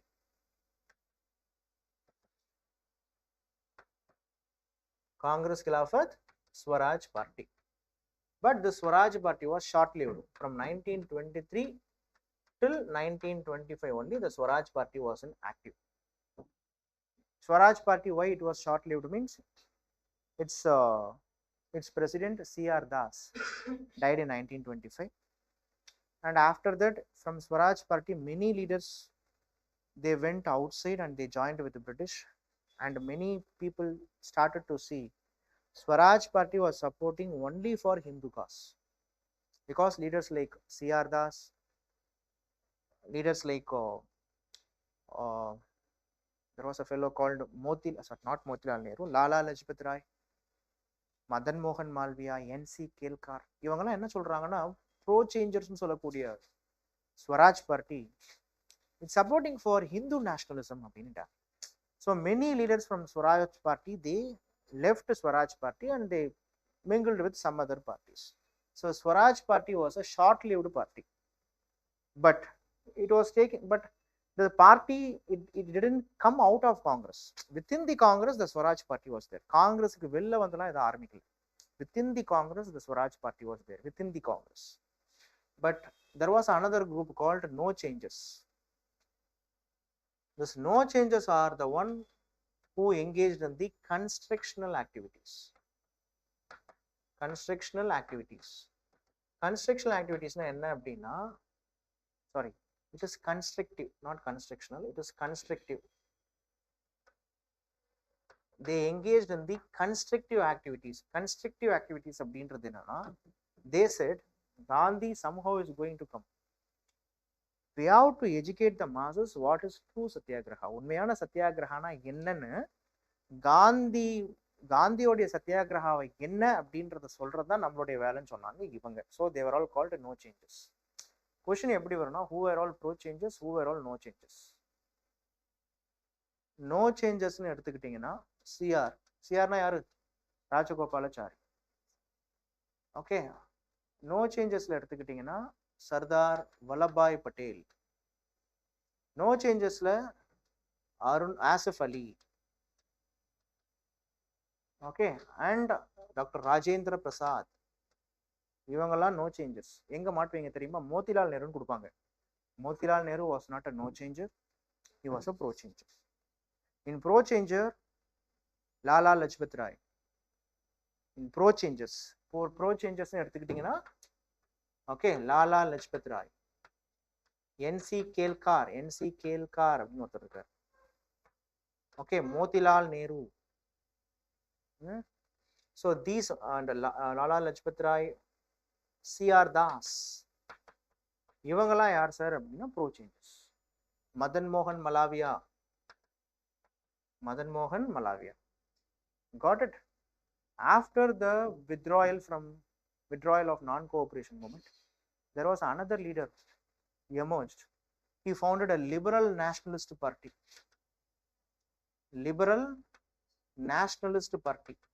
This liberal nationalist leader, his name was called Bhulabhai Desai. Bhulabhai Desai. So likewise, after non-cooperation movement in India, revolutionary terrorism came in. In India, revolutionary terrorism,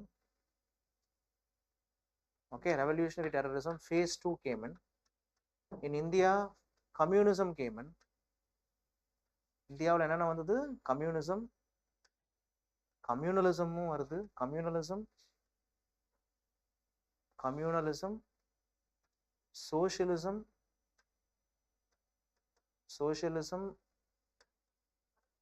and labor movements.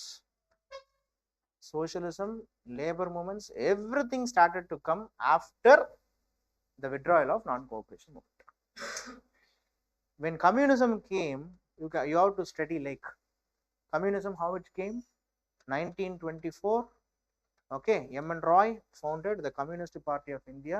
So in Tashkent, the same year, some of the communist leaders were all arrested. That is what we call it as the Meerut conspiracy case.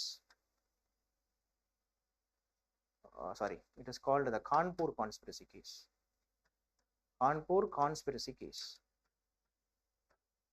Why I said revolutionary terrorism? Revolutionary terrorism came.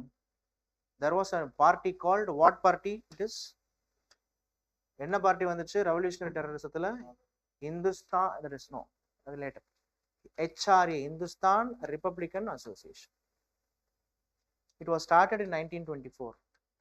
Later, this Hindustan Republican Association was changed into Hindustan Socialist Republican Association in the year of 1928. இந்த குரூப்ல இருக்கிறவங்க தான் என்ன பண்ணாங்க, 1925 there was a Kakori train conspiracy case அப்படின்னு ஒரு case வருது. ட்ரெயினை லூட் பண்ணாங்க. What is the case? கொள்ளடிச்சாங்க, ட்ரெயினை லூட் பண்ணாங்க. 1925 Kakori train conspiracy case.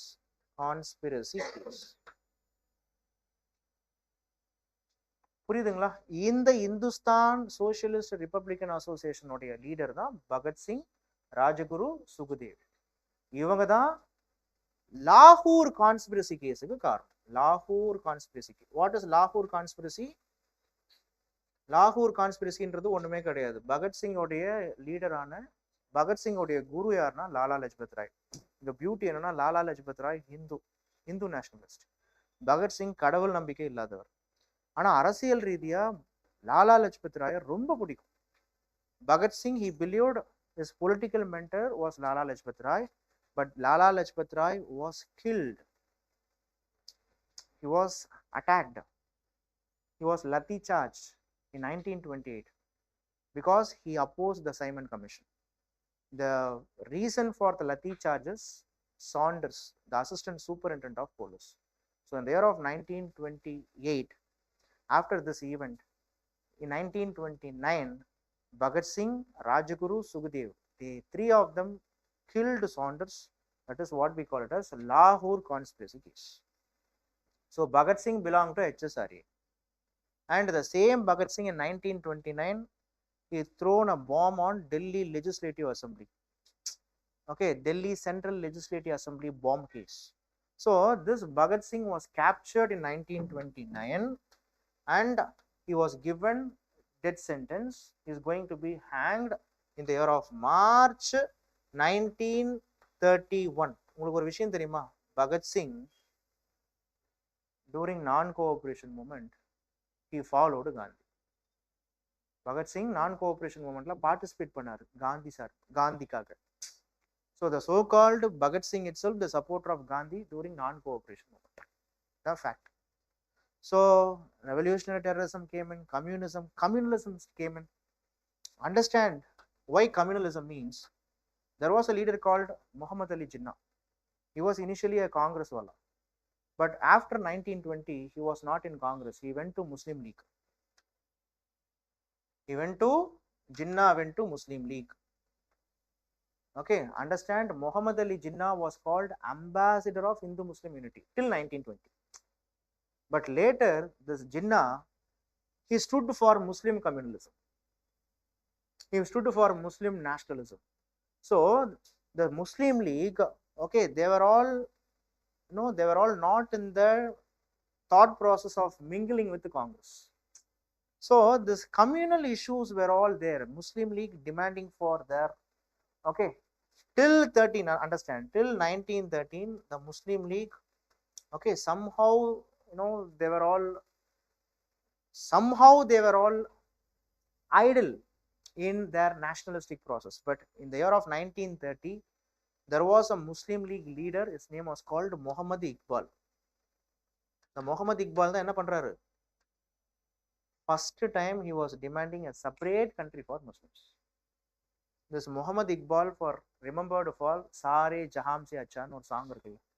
The Sare Jaham Se Acha oda song எழுதுனதே இவர்தான். But he was the first person who demand a separate country for Muslims. In the separate country for Muslims, ஆமா எங்களுக்கு separate country வேணும் அப்படினு second round table conferenceல, okay, there was a person called Chaudhry Rahmat Ali. Okay, இவர்தான் என்ன பண்றாரு? Yeah, we need a separate country for Muslims. That country name is Pakistan அப்படின்னு சொன்னது Chaudhry Rahmat Ali in second round table conference. Appo tell me, when the first demand for Pakistan came? Second round table conference. Concept புரியுதா? So இதெல்லாம் இப்படி நடக்க ஆரம்பிக்குது. And inga socialism and labor movements, yes, you should understand within the Congress, some two leaders supporting openly for socialism. Who are all they? Congress குள்ளாரியே சோசியலிசத்துக்கு support பண்ண ரெண்டு leaders இருந்தாங்க, நேரு, சுபாஷ். So they openly support for socialism. They now seen as the left wing of the Congress. So Gandhi ஒரு மனுஷன் ஜெயிலுக்கு போனான், ஓகே, என்னென்னலாம் நடந்திருக்கு பாருங்க. ஓகே, ஒரே ஒரு ஆள் ஜெயிலுக்கு போயிருக்காரு. ஸோ இந்த எல்லா குரூப்பும் காந்திக்கு சப்போர்ட் பண்ணாங்க நான் கோஆபரேஷன் மூமெண்ட்ல. That is the reason it is called the subcontinent level movement. இவ்வளோ ஏன் காந்தி ஒரு கான்ட்ரவர்சியலான தலைவர்னா, காந்தியை பொறுத்த வரைக்கும் எல்லாரையும் விட்டுறவே மாட்டார், எல்லாரையும் இழுத்து பிடிக்கணும்னு நினைப்பார். பட் அது வாய்ப்பே கிடையாது. கிளாஸ்ல நீங்க 50 பேர் இருக்கீங்க அப்படின்னா உங்க 50 பேரையும் என் கூட வச்சுக்கணும்னு நான் நினைக்கிறது தப்பு கிடையாது. பட் ஒவ்வொருத்தரும் உங்களுடைய இன்ட்ரெஸ்ட் வேற மாதிரி இருக்கும். காந்தி ஒளிஞ்சு போகலாம் விட்டுற மாட்டார், எல்லாரும் வேணும்னு பிடிப்பார். அது பாசிபிளே கிடையாது. Okay, so fine. So but Gandhi is also not the man out of controversies, but we will see. So this is what happening in India. So the year 1927 came, controversy started. The coming of Simon Commission. Simon Commission varudhu, it was all India Whites Commission, 7-member commission. It's a previous year question. Simon Commission was a 7-member commission, came for constitutional reforms. In the 1919 Act itself, they said after 10 years a commission will come. The commission will check for existing constitutional reforms and they will move for a further constitutional reforms. Appo the Simon Commission was not welcomed by Indians. Question unga kitta kepanga, who are all supported Simon Commission? Who are all supported Muslim League? Wrong. Ambedkar, whether he had party by the time? So it's a personal opinion. Only 2 parties supported Simon Commission in India. Justice Party from Madras and also Unionist Party. Remaining all, like Indian National Congress, they are opposed. Muslim League, Hindu Mahasabha, everyone they opposed. The main parties are all opposed to Simon Commission. So Simon Commission எல்லாருமே oppose பண்ணதால the Secretary of State of India of British India, Secretary of State Lord Birkenhead என்ன பண்றாருன்னா ஓப்பனா challenge பண்றாரு. If any Indians, if you have stuff and caliber, you can enact your own constitution. உங்களுடைய constitution நீங்க British பார்லிமெண்ட்டுக்கு கொடுங்க. Simon Commission let them give their report that the British Parliament will determine which is best. So taking this challenge, the year 1988, Motilal Nehru went for writing constitution for the first Indian attempt to write constitution for India is Motilal Nehru. His report was called, so Motilal Nehru took the initiative. So the report was called Nehru Report. This Nehru Report of 1928, it demanded dominion status. Okay, but it was not welcomed by all party members. All party members, other members, other Muslim leagues and all, they didn't welcome this Nehru Report, because in Nehru Report they demanded Hindi should be the national language. They demanded fundamental rights has to be imposed, and they said separate electorate has to be rejected, joint electorate has to come. So the Muslims, they didn't encourage this. So in all party convention, the Muslim League rejected this. So 1929, the British, that is the Congress gave 1 year time period for the British to accept the Nehru Report, but British adala kandikave illa. So 1929 Lahore session has come. In the Lahore session only, Jawaharlal Nehru, he passed what he passed? Purna Swaraj resolution. Purna Swaraj resolution was passed, Okay, and it is the 1929 session only. Okay, the civil disobedient resolution, civil disobedient movement. The civil disobedient movement also planned to start. So Gandhi, before starting civil disobedient movement, he was giving a 11-point ultimatum to the British governor, which means the British Viceroy, Lord Irwin. 11 அம்ச கோரிக்கையை கொடுக்கிறார். Before starting the civil disobedient movement, Gandhi has given a 11-point ultimatum. 11-point ultimatum na enna? Ultimatum is nothing but கோரிக்கை. One of the most important கோரிக்கை is removal of salt tax, release all the political prisoners, remove the military expenditure, CID reforms, postal reforms. இந்த மாதிரி காந்தி என்ன பண்றாருன்னா நிறைய reforms கேட்கிறார். நல்லா புரிஞ்சுக்கோங்க. யாருக்கிட்ட கேட்கிறாரு? லார்ட் இர்வின் கிட்ட கேட்கிறார். லார்ட் இர்வின் யாரு? 1929 Lord Irwin was the viceroy of India. Now Gandhi is giving how much of time? 1 month time கொடுக்கிறார். ஒரே மாசம் தான், ஒரு வருஷம் கொடுத்தோம். We have asked dominion status, we have given time for 1 year, not accepted. Now we are asking for what? Purna Swaraj. So Gandhi is asking, giving 1 month time. Gandhi says if in this 1 month time, if Purna Swaraj or complete independence was not given, we will start what? Civil disobedience. 1 month gone, British side la irundhu endha vidhamana chinna improvement kuda kedaiya. Okay, so what Gandhi did? He started the March 1930. Okay, Gandhi started Dandi March or Salt Satyagraha. This is the official sign of civil disobedient movement. The question you have to compare non-cooperation with civil disobedience. Everybody படிக்கணும், compare பண்ணணும். In non-cooperation, it is also a subcontinent level. Civil disobedience also subcontinent level, but the participation of women was much more in civil disobedience. Point number 1. The participation of Muslims was much more in non-cooperation. Muslims, non-cooperation. Women's, civil disobedience. Got it? But which is the most violent form? When compared to non-cooperation, civil disobedience only more violent.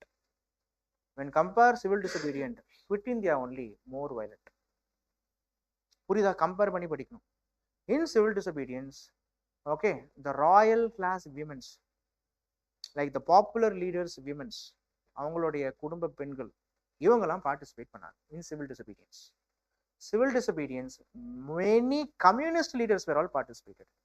Workers participated. இதை base பண்ணி தான் UPSC ஒரு வருஷம் question கேட்டாங்க. Why in civil disobedience many workers, communists participated? Because right from 1924 onwards in India, we know many communist leaders were all emerging right from 1924. So there are two important legislation process was taken or introduced by British. Number 1 is public safety bill. Have you heard about this? ரெண்டு விஷயத்தை பண்ணுவாங்க British. Trade dispute act. கம்யூனிஸ்டால ரொம்ப தொல்லை வருது அப்படின்றதுக்காக இவங்க வந்து ப்ரொட்டஸ்டே பண்ணக்கூடாதுன்றதுக்காக the trade dispute act and also the public safety bill. இது பிரிட்டிஷ் பார்லிமெண்ட் இந்த லாவை வந்து இந்த லெஜிஸ்லேஷன் ப்ராசஸ் பண்ணுவாங்க. ஸோ இதுக்கு சிம்பாலிக்கா அப்போஸ் பண்றதுக்காக the communist leaders were all participated. The communist leader who participated in this protest, they were all arrested and they were all finally arrested in the Meerut conspiracy case. Appo first conspiracy is Kanpur, second one is Lahore, third one is Delhi conspiracy, and fourth one is what? Meerut conspiracy case. In this Meerut conspiracy case, so the communists and workers were all participated more in civil disobedience. And you know what happened in civil disobedience? The movement started in 1930, right? While the movement started in 1930, what happening in England? In England, the first round table conference happened. First round table conference held in England.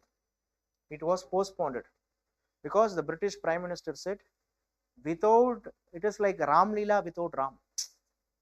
அப்படின்னு என்ன அர்த்தம்? யோ ராமாயணத்துல ராமரே இல்லை, எப்படியா ராமாயணம் நடக்கும்? அப்ப அந்த ராமர்னு யாரு சொல்றாரு? காந்தி.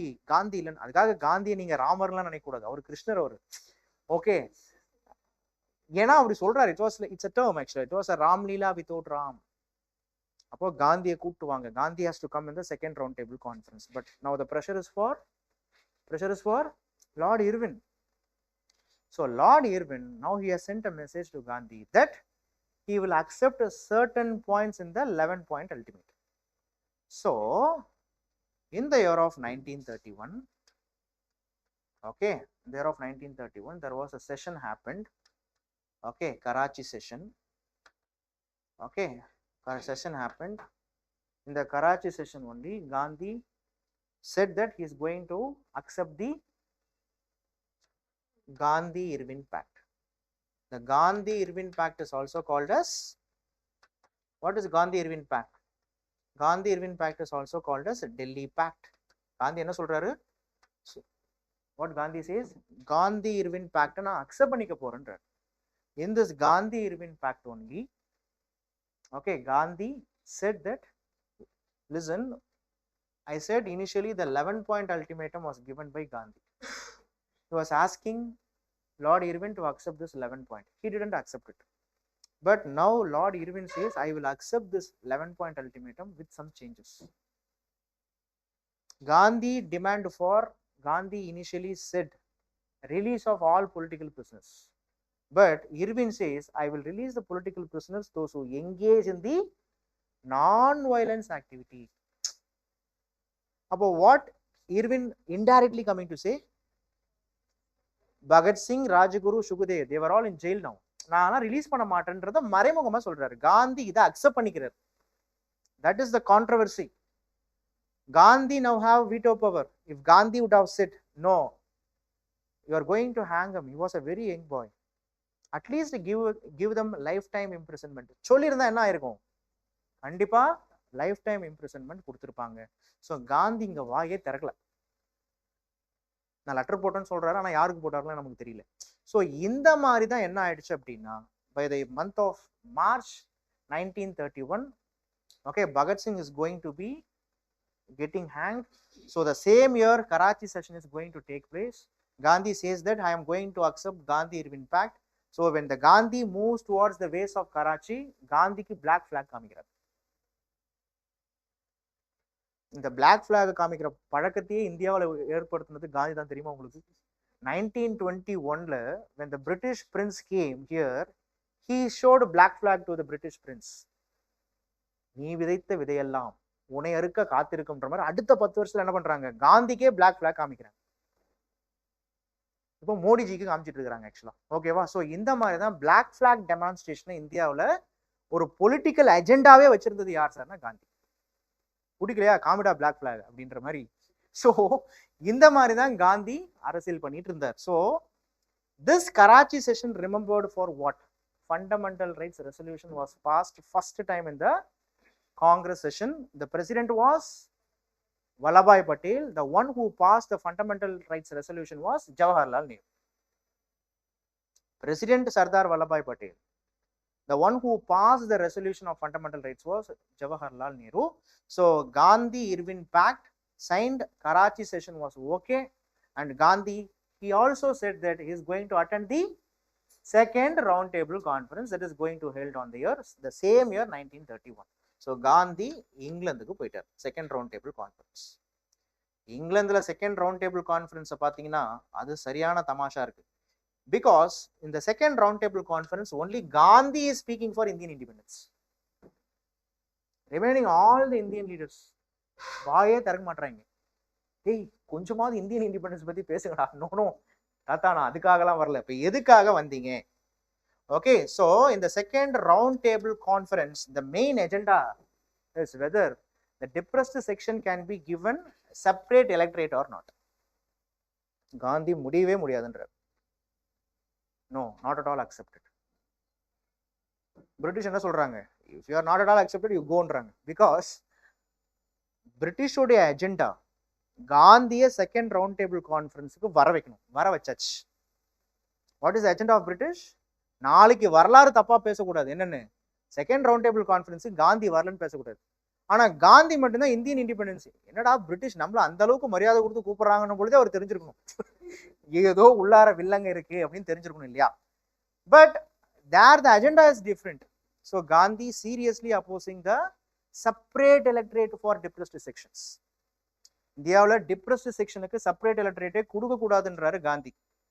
அது என்ன காரணம் அப்படின்னு கேட்கும் பொழுது காந்தி சொல்றாரு, if these people were given separate electorate, then other community leaders also will seek. Mudaliar கேட்பாரு, நாடார் கேட்பாரு, செட்டியார் கேட்பாரு, ஓகே, அகர்வால் கேட்பாங்க, மராத்தாஸ் கேட்பாங்க, கேட்டுட்டு இருக்காங்க.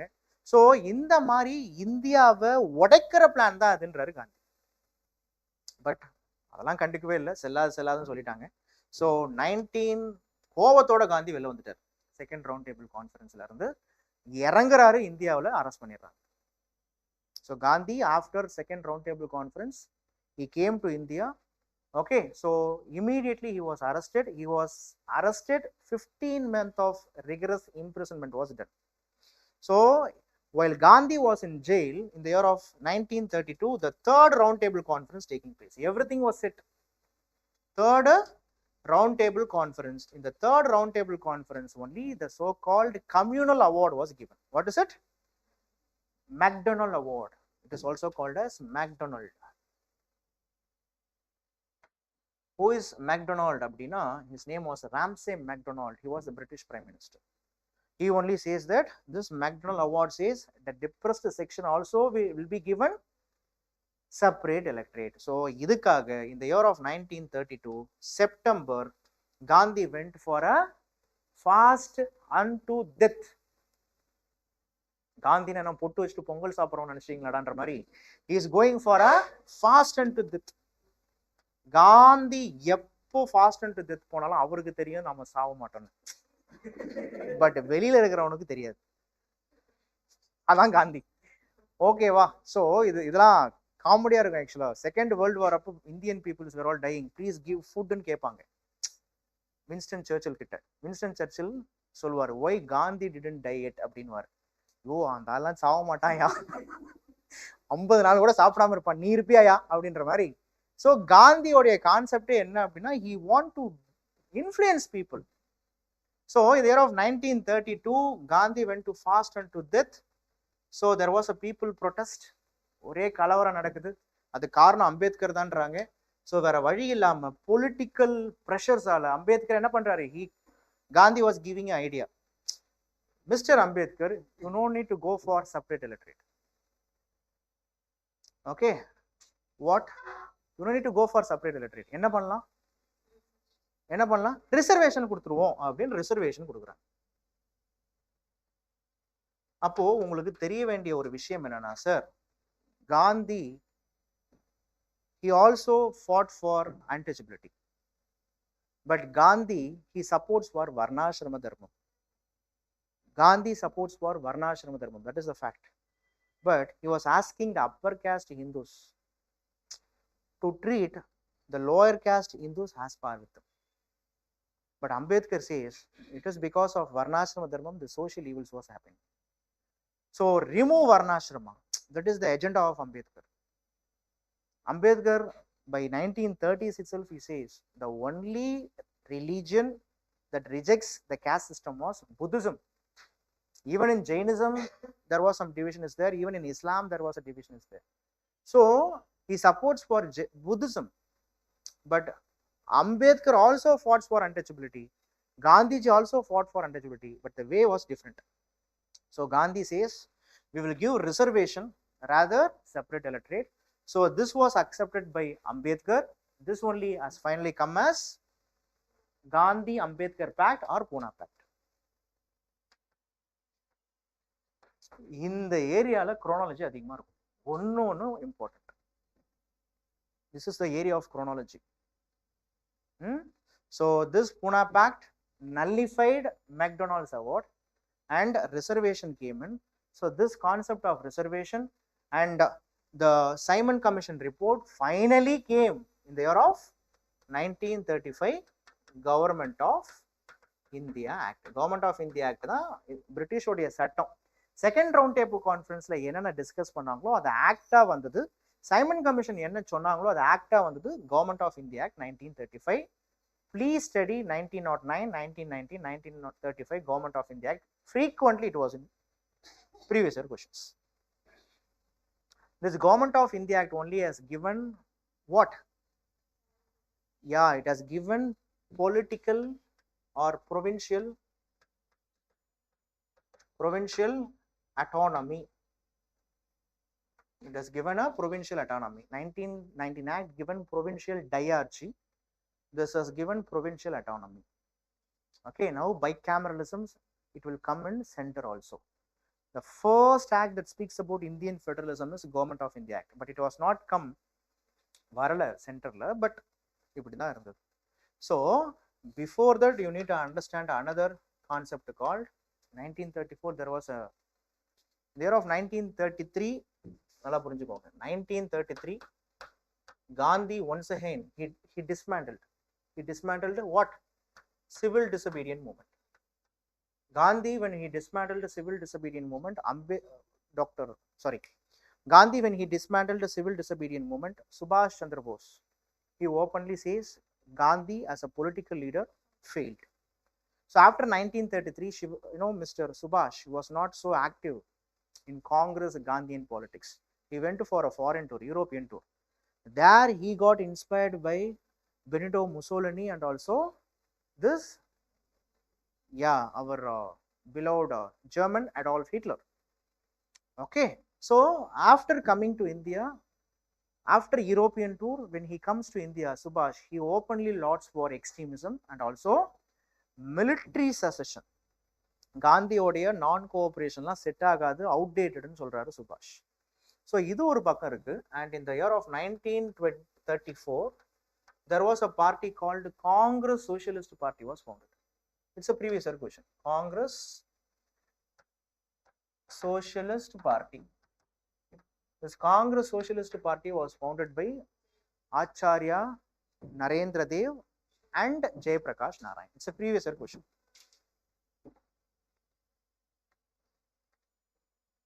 Acharya Narendra Dev, Narendra Modin போட்ற போறீங்க திருப்பியும். Acharya Narendra Dev and Jayaprakash Narayan. It's a previous year question. Congress Socialist Party. படிக்கும் பொழுது ரொம்ப முக்கியமா படிங்க. This Congress Socialist Party name socialism இருக்கா, they gave allegiance. They are all close to Indian National Congress. The Congress Socialist Party, it didn't come out of Congress. It was very close to Indian National Congress. They had allegiance towards Congress. It didn't give support for Communist International or Communist parties of India.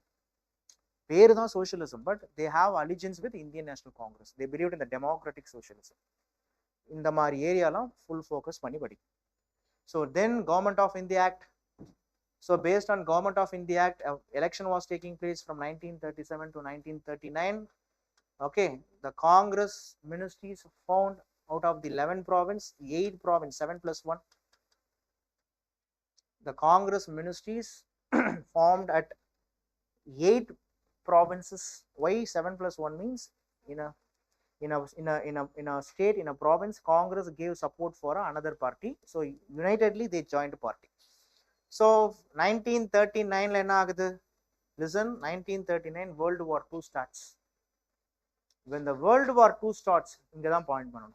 World War II starts on September 3rd, 1939. When World War II starts, by the time Subhash left Congress and he started a party called Forward Bloc. Forward Bloc. In the Forward Bloc அப்படின்ற பார்ட்டியை அவர் ஆரம்பிக்கிறார். He openly supports for Adolf Hitler, so he got house arrested. So till 1940, from 1939 till 1940 he was in house arrest, and he escaped in 1941. He escaped from house arrest. Okay, and he went in the year of 1941, he went to Germany. He met Adolf Hitler. There Adolf Hitler okay, referred him to Japan. So in the year of 1942, Subhash went to Japan. The Japanese referred Subhash to a new person called Res Bihari Bose and Mohan Singh. These two Indian leaders already they have found a Indian National Army. So Subhash went there in 1943. They were all there at Singapore. So in Singapore, Subhash reorganized that Indian army. That is what we call it as the Azad Hindu Fauj. Azad Hindu Fauj. So there itself, in 1943 itself, Subhash started a provincial government. Subhash started a provincial government there, and his agenda is Delhi Chalo. What was his agenda? Delhi ki porom. Delhi Chalo. So his plan to attack Delhi. Okay, so with his army, with the Japanese soldiers, he was marching towards Delhi. But the year 1944 is a misfortune for INA. So the INA army was destroyed by the Allies. So Subhash, people says that Subhash died out of a plane crash in 1945. So after the end of World War II, people said Subhash died of plane crash. Plane crash la இறந்துட்டாருன்ட்டாங்க. Okay, இதுதான் சுபாஷோடைய history. அப்படி வந்தீங்கன்னா. But Subhash, he started Azad in the Fauj, right? It played a very active role. Okay, I will tell you one by one how it is. So when the World War II started, who was the viceroy? First question, Lord Linlithgow. Lord Linlithgow. Without consulting with any of the Indian leaders, he said the British are all, the Indians are all supporting for British war efforts. So when he said like this, the Congress ministries which formed the government, they resigned in the they resigned in the 7 provinces, and okay, by the year of 1939, the Congress ministries resigned.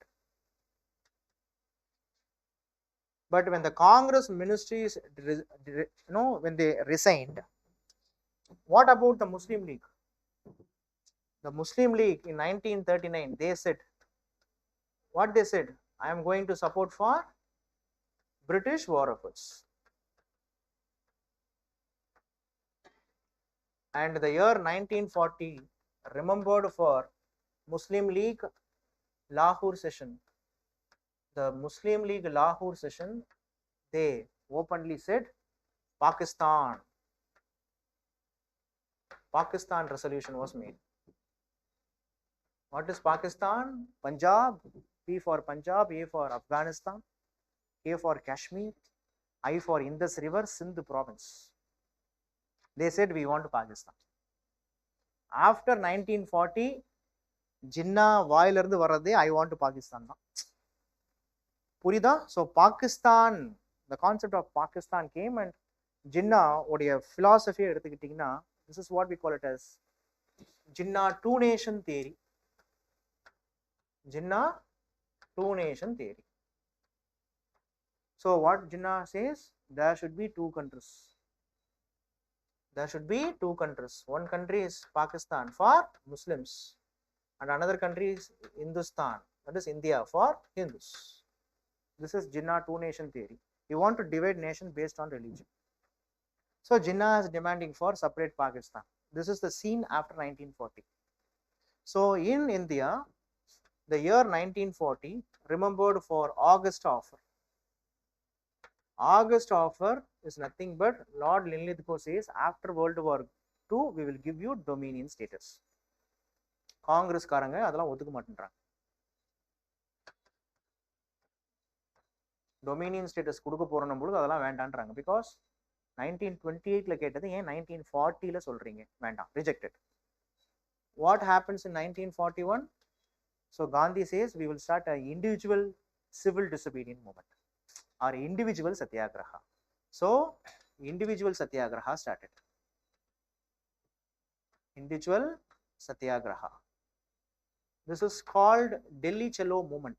Listen, that is Delhi Chalo, INA. This is Delhi Chalo movement. Delhi Chalo movement.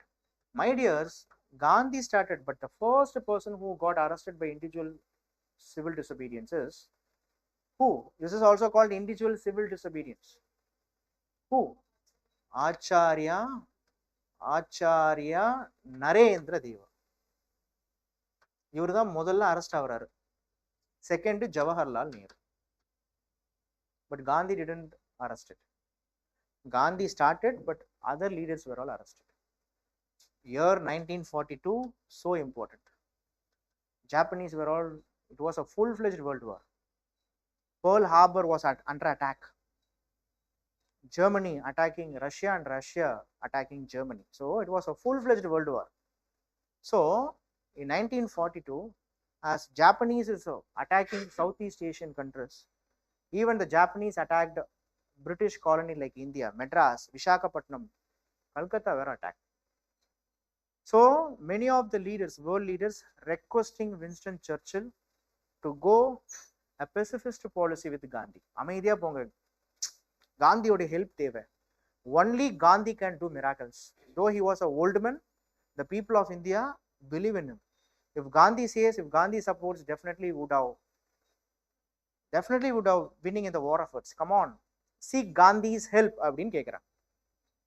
To pacify Gandhi, to get Gandhi's support, Winston Churchill, understand Winston Churchill, he don't like Gandhi. Gandhi-நாலே ஒரு tension ஆயிடுவார். He used to say he was a half-naked fakir, which means அரை நிர்வாண கோவணாண்டி. But Gandhi உடைய support இப்போ தேவை. So அதனால Winston சர்ச்சினால support பண்ணப்பட்ட, Winston சர்ச்சிலால அனுப்பப்பட்ட person is none other than Stafford Cripps. He comes to India for next level of reforms. So it is called Stafford Cripps. So Stafford Cripps mission. Cripps comes with a mission, but it was a disappointment. What Cripps says, என்ன சொல்றாரு, திருப்பியும் நாங்கள் Dominion status கொடு பண்றோம். ஏன்டா தேஞ்சு போன record மாதிரி இதையே சொல்லிட்டு இருக்கீங்கன்னு. ஓகே, இதெல்லாம் நமக்கு செட் ஆகாது. காந்தி என்ன பண்றாரு, sorry Cripps, what you said was, the thing why Gandhi got irritation is, he said, Cripps said, we will give you dominion status. Point number one. Second point, he says, after World War II, we are going to create a constitution making assembly. Okay, in the constitution making assembly, if any of the Indian states, if they want to join, they can join. If any of the Indian states or parties, if you are not willing to join, you can have a separate agreement with the British. Already Pakistan, when yaar கேட்டுட்டு இருக்கா, Jinnah. Already this fellow was demanding Pakistan, but the Cripps statement indirectly says that the demand of the Pakistan will be supported by the British. Not openly said. Cripps proposal open Pakistan varuma kadayadu, sollave illa. But the Cripps proposal said indirectly that the legitimacy of the Pakistan will be accepted. So tension agra Gandhi, he started the next mass movement. What is it? 1942 August 9th. Okay, the Quit India movement was started. இருக்கிற Gandhian மூமெண்ட்லேயே the most violent movement. Gandhi said, do or die. Understand, my dears, when Gandhi said do or die, Gandhi was not infusing violence. Originally, Gandhi don't have the idea of infusing violence. As it was the World War II time period, at any cost, British want to repress this movement. So, out of that only, okay, the Quit India movement has become violent. When the Quit India movement got violent, even the Gandhian Satyagrahis, in repeat, the Gandhian Satyagrahis also went for violence. Here only the British asking the Gandhi to stop violence. Gandhi, the British government is asking Gandhi, okay, to stop violence, because they said it was the Gandhian Satyagrahis doing violence. Gandhi, please ask your followers to stop violence. But Gandhi என்ன சொல்றாரு, no, I won't stop violence அப்படின்ற. ஒரே ஒரு time Gandhi சொல்றாரு, I won't stop violence. அப்போ British கேட்குறாங்க, why are you supporting for violence? Your political agenda itself non-violence. Why you are supporting violence? அப்போ காந்தி சொல்றாரு, a person can accept anything. A person can lose anything, but never a self-confidence, never a self-esteem, never a self-respect. ஒரு மனுஷன் எதை வேணாலும் இருக்கலாம், தன்னுடைய சுய கௌரவத்தையும் நம்பிக்கையும் மரியாதையும் எழுதக்கூடாது. அப்போ சுயமரியாதை, மக்களுடைய சுயமரியாதைக்கு ஒரு ப்ராப்ளம் வந்துச்சு. there is a problem for people's self respect. so I cannot ask the people to stop violence. so violence பண்றதும் correct தான்றார். so Gandhi, he was not having a absolute one time he was supporting for violence. புரியுதா உங்களுக்கு? ஒரே ஒரு தடவை வயலன்ஸுக்கு support பண்றாரு. எதுக்காகனா இப்பதான். Logic புரியுதா புரியலையா? அப்போ இது ஒரு point. So 1942 to 1945 every leaders were all got arrested. World War II over, the leaders were all released. But when the leaders were all released in 1945, there was a, by the time Subhash was died of plane crash, the INA soldiers, 17,000 soldiers were all captured and they were all kept in the Delhi Red Fort. So the INA trials was taking place. So this shows even after the death of Subhash, the Indian people supports for the Indian nationalism. And the year 1945 also remembered for Shimla Conference. What is the Shimla Conference? The Shimla Conference is nothing but Lord Wavell. Shimla Conference was also called as Wavell Plan. He says no need for any Pakistan. Okay, already there was a viceroy is there, right? In India, the British plan is there was a viceroy. For this viceroy executive council and viceroy legislative council is there. Viceroy executive and legislative council is there. Except viceroy, remaining all the posts let the Indian you can occupy. Viceroy என்ற post தவிர்த்து மற்ற எல்லா போஸ்டையும் யார் occupy பண்ணிக்கலாம்? Indian occupy பண்ணிக்கலாம். இந்தியன்ஸே இருங்க. So viceroy மட்டும் ஒரு பிரிட்டிஷ்காரராக இருக்கட்டும் சொன்னது தான் என்னன்னா Shimla conference. But it was a failure. Jinnah, he didn't accept it. Shimla Conference was a failure. Jinnah didn't accept it. Shimla Conference, Wavell Plan says that Viceroy should be a British and remaining all the members should be the members of the Executive and Legislative Council. This is also a failure. And the year 1946 came. Still there was no clear-cut announcement of the British regarding Indian independence. So the last attack on the British sovereignty is nothing but Royal Indian Naval Mutiny. This Royal Indian Naval Mutiny started at Bombay. After 1857, the British Army, Navy and Air Force, they joined together and they were all fighting against the British. Now the British understood hereafter holding India, okay, with power is waste. இனிமேலும் நம்ம பப்பு வேகாதுன்னு முடிவு பண்ணிட்டாங்க. After this Rin mutiny only, okay, the year of 1946, British has sent three of its ministers, okay, to sort out the issue of Pakistan and constitutional reforms. In the three ministers na yaru, they were all called cabinet mission. Pethick Lawrence, A.V. Alexander and Stafford Cripps. This cabinet mission, understand, it didn't say, yeah, Pakistan accepted. No. Cabinet mission, it didn't say about Pakistan. Cabinet mission gave an idea called grouping plan. What they say? Grouping plan. The grouping plan is nothing but, they said, in India, election was taken place. By the year of 1946, an election was taken place. In that election, Congress dominated in certain areas. Muslim League dominated in certain areas. So they said the grouping plan is nothing but Group A, Group B, Group C. Group A or Congress dominated states. Group B, Muslim dominated states of Northwest. Group C, okay, same Muslim dominated states of Northeast, and that is Bengal, and Northeast. புரியுதா? They say, யோ 3 குரூப்பா பிரிங்கப்பா. Let the group A be Congress, group B Muslims at Northwest, group C Muslims at Bengal and Northeast, and some of the tribal kingdoms, native rulers. This is what basically the grouping plan is. But Muslim League, Muhammad Ali Jinnah என்ன பண்ணல, he never and ever accepted. இதெல்லாம் செல்லாதுன்னுட்டார். So Jinnah, in the month of August 16, 1946, he started direct action day. This direct action day is nothing, was also called as Pakistan Day.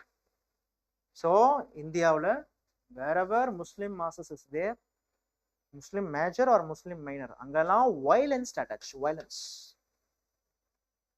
When violence started like this, there is no progress. By the time, okay, by the time in the year of 1947, what happened? February 20th, okay, there was an announcement given by the Prime Minister of England. It was called Attlee Statement. The Attlee says, listen Indians, the date fixed பண்ணிட்டோம், June 30th, 1948 will be the last date for Indians. They have fixed the date. They said June 30th, 1948 will be the last day for the British in India. Within this time period, the mutual transfer of power should take place. இந்த டைமுக்குள்ளார என்ன இருக்கணும், independence கிடைச்சிருக்கணும், வந்திருக்கணும். Okay, if not so, we will live in the as such. What he said, அப்படி இந்த டைமுக்குள்ளார independence கிடைக்கல, நீங்க அடிச்சுட்டு தான் இருப்பீங்க அப்படின்னா நாங்க இந்தியாவை விட்டு அப்படியே போயிடுவோம் அப்படின்னு சொல்றாரு. அப்படி போயிருக்காங்களா சார்னா போயிருக்காங்க, ஆனா இந்தியாவில் கிடையாது, Israel. In 1947, British, before they ruled Israel, but when the issues, communal issues started and the violence, they didn't stop, so the British escaped from Israel. எந்த விதமான சொல்யூஷனும் கொடுக்கல. You see the Israel problem even today. So that Lord, that is Attlee says like this, and Attlee says Lord Mountbatten will be the last viceroy who will take care of the power transfer process. So March மாசம் வராரு, March 1947, Lord Mountbatten வராரு. எல்லார்கிட்டையும் consult பண்றாரு. Initially he had a plan called Dicky Bird plan. பேரே காமெடியா இருக்கும், Dicky Bird plan. அப்படின்னா என்ன அர்த்தம் அப்படின்னா, he want to divide India into so many petty provinces. Okay, Gandhi ஒரு பெரிய கையெழுத்து கும்பிட்டு ஏற்கனவே இவன் பிரச்சனை பண்ணிட்டு இருக்கான், நீ ஏன்டா புதுசா இதை கிளப்பி விடுறன்ற மாதிரி இந்த Dicky Bird பிளான்லாம் வேணாம் தான் மினிட்டார். So this Dicky Bird plan was a flop. Then he discussed with Gandhi, Jinnah and Jawaharlal Nehru. Gandhi says, let Jinnah be the first prime minister, I won't accept for partition or Pakistan. When Mountbatten goes to Jinnah and when he seeks his opinion, Jinnah says, I want Pakistan. So Gandhi வந்து இந்தியாவுடைய undivided இந்தியாவுடைய prime minister யானி, I want Pakistan. இதை தவிர்த்து அவர் வாயிலிருந்து எதுவுமே வரல, இவர் வாயில எதனா வந்துருன்னு சொல்லிட்டு இவரு கிளம்பிட்டார். And next is Jawaharlal Nehru. Jawaharlal Nehru says, what Gandhi says, I obey. Finally, he goes to Sardar Vallabhbhai Patel, the realistic fellow. Sardar Vallabhbhai Patel gives idea like this. Listen, Mountbatten. Partition, if you do partition, there will be a problem. If you don't do partition, there also problem exists. But if you look at the severity, if we do partition, the severity will be less. If you don't do partition, the severity will be much more higher. புரியுதா உங்களுக்கு? Partition பண்ணாலும் பிரச்சனை, partition பண்ணனாலும் பிரச்சனை. ஆனா partition பண்ணா வர பிரச்சனையை விட பார்ட்டிஷன் பண்ணனா வர பிரச்சனை அதிகம். So what is the need of the time and must of the thing we need to do is give partition. But Pakistan has to come. Gandhi, oh, andal kadagraya. Because Gandhi was out of the scene now. So Congress la pudu pudu தலைவர்கள்லாம் என்ன பண்ணிட்டாங்கன்னா, they gave affirmation for Pakistan. Even Jawaharlal Nehru also finally gave. And what is the beauty is, by the month of June 3rd, Mountbatten devised a plan. It was called Mountbatten Plan. This Mountbatten Plan, June 3rd plan is called Mountbatten Plan. This Mountbatten Plan only finally gave the affirmation for the creation of a new province called Pakistan. But Mountbatten place says, whether Mountbatten says partition has to come based on the Jinnah two nation theory. No. Mountbatten plan என்ன சொல்லுது? Jinnah two nation theory படி partition கிடையாது. Jinnah says there should be two country, India and Pakistan, Hindus for India, Muslims for Pakistan. No. What Mountbatten plan says is, before 1946 there was an election taken place. In that election, the people who voted for Muslim leagues, let them have Pakistan. The people who vote for Congress, let them have India, let them stay with India. It is not a must for a, what is the ultimate thing is, it is not compulsory for both Hindus or Muslims. They can decide and run. When Pakistan was created, upcoming days the Pakistan is going to be created. It is not a mandatory for any of the individual, either Hindus or Muslim, to stay in Pakistan or India. It's their own, it's not mandatory, it is not government pushed plan. It's the people's opinion. மக்களா தேர்ந்தெடுத்துக்கலாம். இப்போ ஒரு ஹிந்து இல்ல நான் பாகிஸ்தான்ல தான் போவேனா, பாகிஸ்தான்ல இருக்கலாம். ஒரு பாகிஸ்தானி, that is ஒரு முஸ்லிம் பாகிஸ்தான்ல இருக்கிறவர் இந்தியாவில தான் இருக்கணும்னா இருக்கலாம். It is not the Jinnah two nation theory. Got it? So now based on this only they are going to do what? இப்ப நான் எவ்வளவு சிம்பிளா சொல்லிட்டேன். இப்படி ஒரு கோடு போட்டுட்டேன் இல்லையா? Listen. Here it's a Punjab province. It's a Bengal province. There was a controversy because both province Muslim dominated province. So what the final conclusion is, they are going to do partition, which is they are going to create a boundary. Okay, the provincial assembly, they are going to vote for the partition. In Punjab, this is called East Punjab, West Punjab. In Bengal, this is called West Bengal, East Bengal. East Pakistan and West Bengal is going to come with India, and West Punjab and East Bengal is going to come to Pakistan. Correct? Appo Pakistan was a Muslim country with two different entity, two different territories. இப்போ எவ்வளவு சிம்பிளா ஒரு கோடு போட்டு முடிச்சிட்டேன். But this code is nothing but 8,000 kilometers of boundary line. Understand the reality. 8,000 kilometers. India shares longest boundary with Bangladesh. Next with China and Pakistan. Now, avanunga thani kada China. Okay. When it comes to Pakistan, this is the issue. But Mountbatten said, I don't know this and all. This boundary issue and all, எனக்கு தெரியாது. What he said, I will commit a person. நல்லா புரிஞ்சுக்கோங்க மக்களே, இந்தியாவிலேயே அதாவது இந்திய மக்கள் மறக்கவே கூடாத ஒரு பர்சன் யாருன்னா இவர் தான். His name was Cyril Ratcliffe. The Cyril Ratcliffe devised a plan. He was given time only 1 month. ஒரே ஒரு மாசத்துல இந்தியாவும் பாகிஸ்தானுக்கும் பவுண்டரி பிரிச்சு கொடுங்கன்னு இவர்கிட்ட சொல்லிட்டாங்க. He devised a plan. He went to the border. He asked the people to dig. பள்ளம் தோண்ட சொன்னார். டேய் பள்ளம் தோண்டு, டேய் லைன் போடு, இந்த பள்ளத்துல இருந்து அந்த பள்ளத்து வரைக்கும் ஓகே கரெக்டா பண்ணி இது இந்தியா இது பாகிஸ்தான் ஆயிட்டாரு. இப்படிதான் இந்தியாவுக்கும் பாகிஸ்தானுக்கும் பவுண்டரி லைன் இப்படிதான் போடப்பட்டுச்சு. அதனாலதான் இந்தியாவுக்கும் பாகிஸ்தானுக்கும் இன்னைக்கும் ஒரு கிளியர் கட் பவுண்டரிஸ் இல்லாததுக்கான காரணம் என்னன்னா பிரிட்டிஷோடைய இந்த மாதிரியான கையாலாகாத தனம்ன்றது நான் சொல்றேன். கான்செப்ட் புரியுதா? The thing is, இது ஏன் இது இஷ்யூ ஆகுதுன்னா, the Mountbatten plan went to British Parliament. Only the British Parliament, they gave affirmation in the month of July 18th, 1947. The Mountbatten plan has finally came as Indian Independence Act. Only the British parliamentarians itself, they know Pakistan is going to come in the month of July. When the Pakistan independence? August 14. When the Indian independence? August 15. How many years is there? எத்தனை வருஷங்கள் இருக்கு?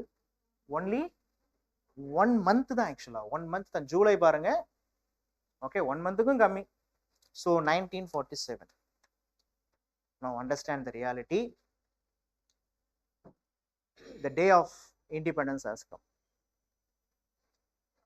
In India, violence started right from August 16, 1946. During Indian independence or Pakistan independence, it was the most large scale displacement of any people in the millennium run. கிட்டத்தட்ட 80 lakhs people from India, they have moved to Pakistan. From India, some people, Muslim people moving towards Pakistan. From Pakistan, some Hindu peoples were all coming. பார்டர்ல வரும்போது hi எப்படி இருக்கீங்க, நல்லா இருக்கீங்களா அப்படின்னு கேட்டுப்பாங்க. உன்னால தானே நான் வரேன், என்னால தானே, என்ன பிரச்சனை? ஏன்னா வயலன்ஸ். உலகத்திலேயே மக்கள் 2 விஷயத்துக்காக பயங்கரமா கோவப்படுவாங்க. ஒன்று சாப்பாடு, இன்னொன்று சாமி. இந்த நேம் ஆஃப் ரிலீஜன். பிகாஸ் இவன் பாகிஸ்தான்ல காலகாலமா இருந்திருப்பான், இவங்களுடைய ஆன்செஸ்டர்ஸ் இந்தியாவில் காலங்காலமா இருந்திருப்பாங்க. But due to some political issues, some religious issues, okay, consider you own a house, you are living in your town or village. Suddenly, some due to some political issues, if the government is asking you to go, what will you do? எவ்வளோ கோவம் வரும்? இருக்கிற இடம் இல்லைன்னா எவ்வளோ கோவம் வரும்? அப்போ large scale violence were all taking place throughout the border of Pakistan, Bengal, Naukali, etc., etc. So that is the reason when Gandhi was not happy with this. To understand the truth, Gandhi was the final person who signed in the June 3rd plan. வேற வழி இல்லாம காந்தியை June 3rd planல sign போட வைக்கிறாங்க. June 3rd plan is an agreement given by the Congress leaders to Lord Mountbatten, affirming that the partition we are accepting. Gandhi was the signatory of June 3rd plan. This June 3rd plan only goes as Indian Independence Act. But in the year of 1947, August 14, when Gandhi was raised the question, Gandhi, tomorrow is independence, how do you feel? Gandhi says, tomorrow is independence, tomorrow is the day of rejoicing, and tomorrow is the day of mourning. நான் சந்தோஷப்பட வேண்டிய நாளும் நாளை தான், துக்கப்பட வேண்டிய நாளும் நாளை தான். ஏன் சந்தோஷப்படுறேன் அப்படின்னா, பல்லாயிரக்கணக்கான வருஷம், which means our Indian civilization has age-old civilization. The British rule in India, almost some 200 plus years. So எவ்வளோ பேர் ரத்தம் சிந்திருக்காங்க. ஸோ இந்தியாவில் இண்டிபெண்டன்ஸ் கிடைக்க போகுது. ஸோ அதுக்காக ஹாப்பினஸ். எதுக்காக நான் கஷ்டப்படுறேன் அப்படின்னா, with the partition pain is also associated. Because இந்தியாவுடைய மெயின்லேண்டை சார்ந்த மக்கள் இப்போ பாகிஸ்தான் அப்படின்ற தனிநாட்டுக்கு போகிறாங்க. So I am mourning for it. I am not going to celebrate Indian இண்டிபெண்டன்ஸ்ன்ற. So when India got independence, Gandhi was the one who went to Naukali. He was doing, எங்கெங்கெல்லாம் வயலன்ஸ் நடக்குதோ அந்தந்த வயலன்ஸ் நடக்கிற இடத்துல he went for a satyagraha, hunger strike, but no use. So on seeing Gandhi, okay, violence எங்கெங்கெல்லாம் நடந்ததோ, on seeing Gandhi, many people stopped violence. That is the reason Gandhi was called by Lord Mountbatten as one-man army. So Gandhi was called by Lord Mountbatten as one-man army. So that is what Gandhi stands here. புரியுதா புரியலைங்களா? So this is what generally actually. So this is how anyhow we got independence. Now you also got independence. Okay, fine. So thanks for listening. So this is what the last advice I want to give you. there is only one shortcut, that is hard work. Okay, so do revision, do practice. So have a nice day. Bye, take care.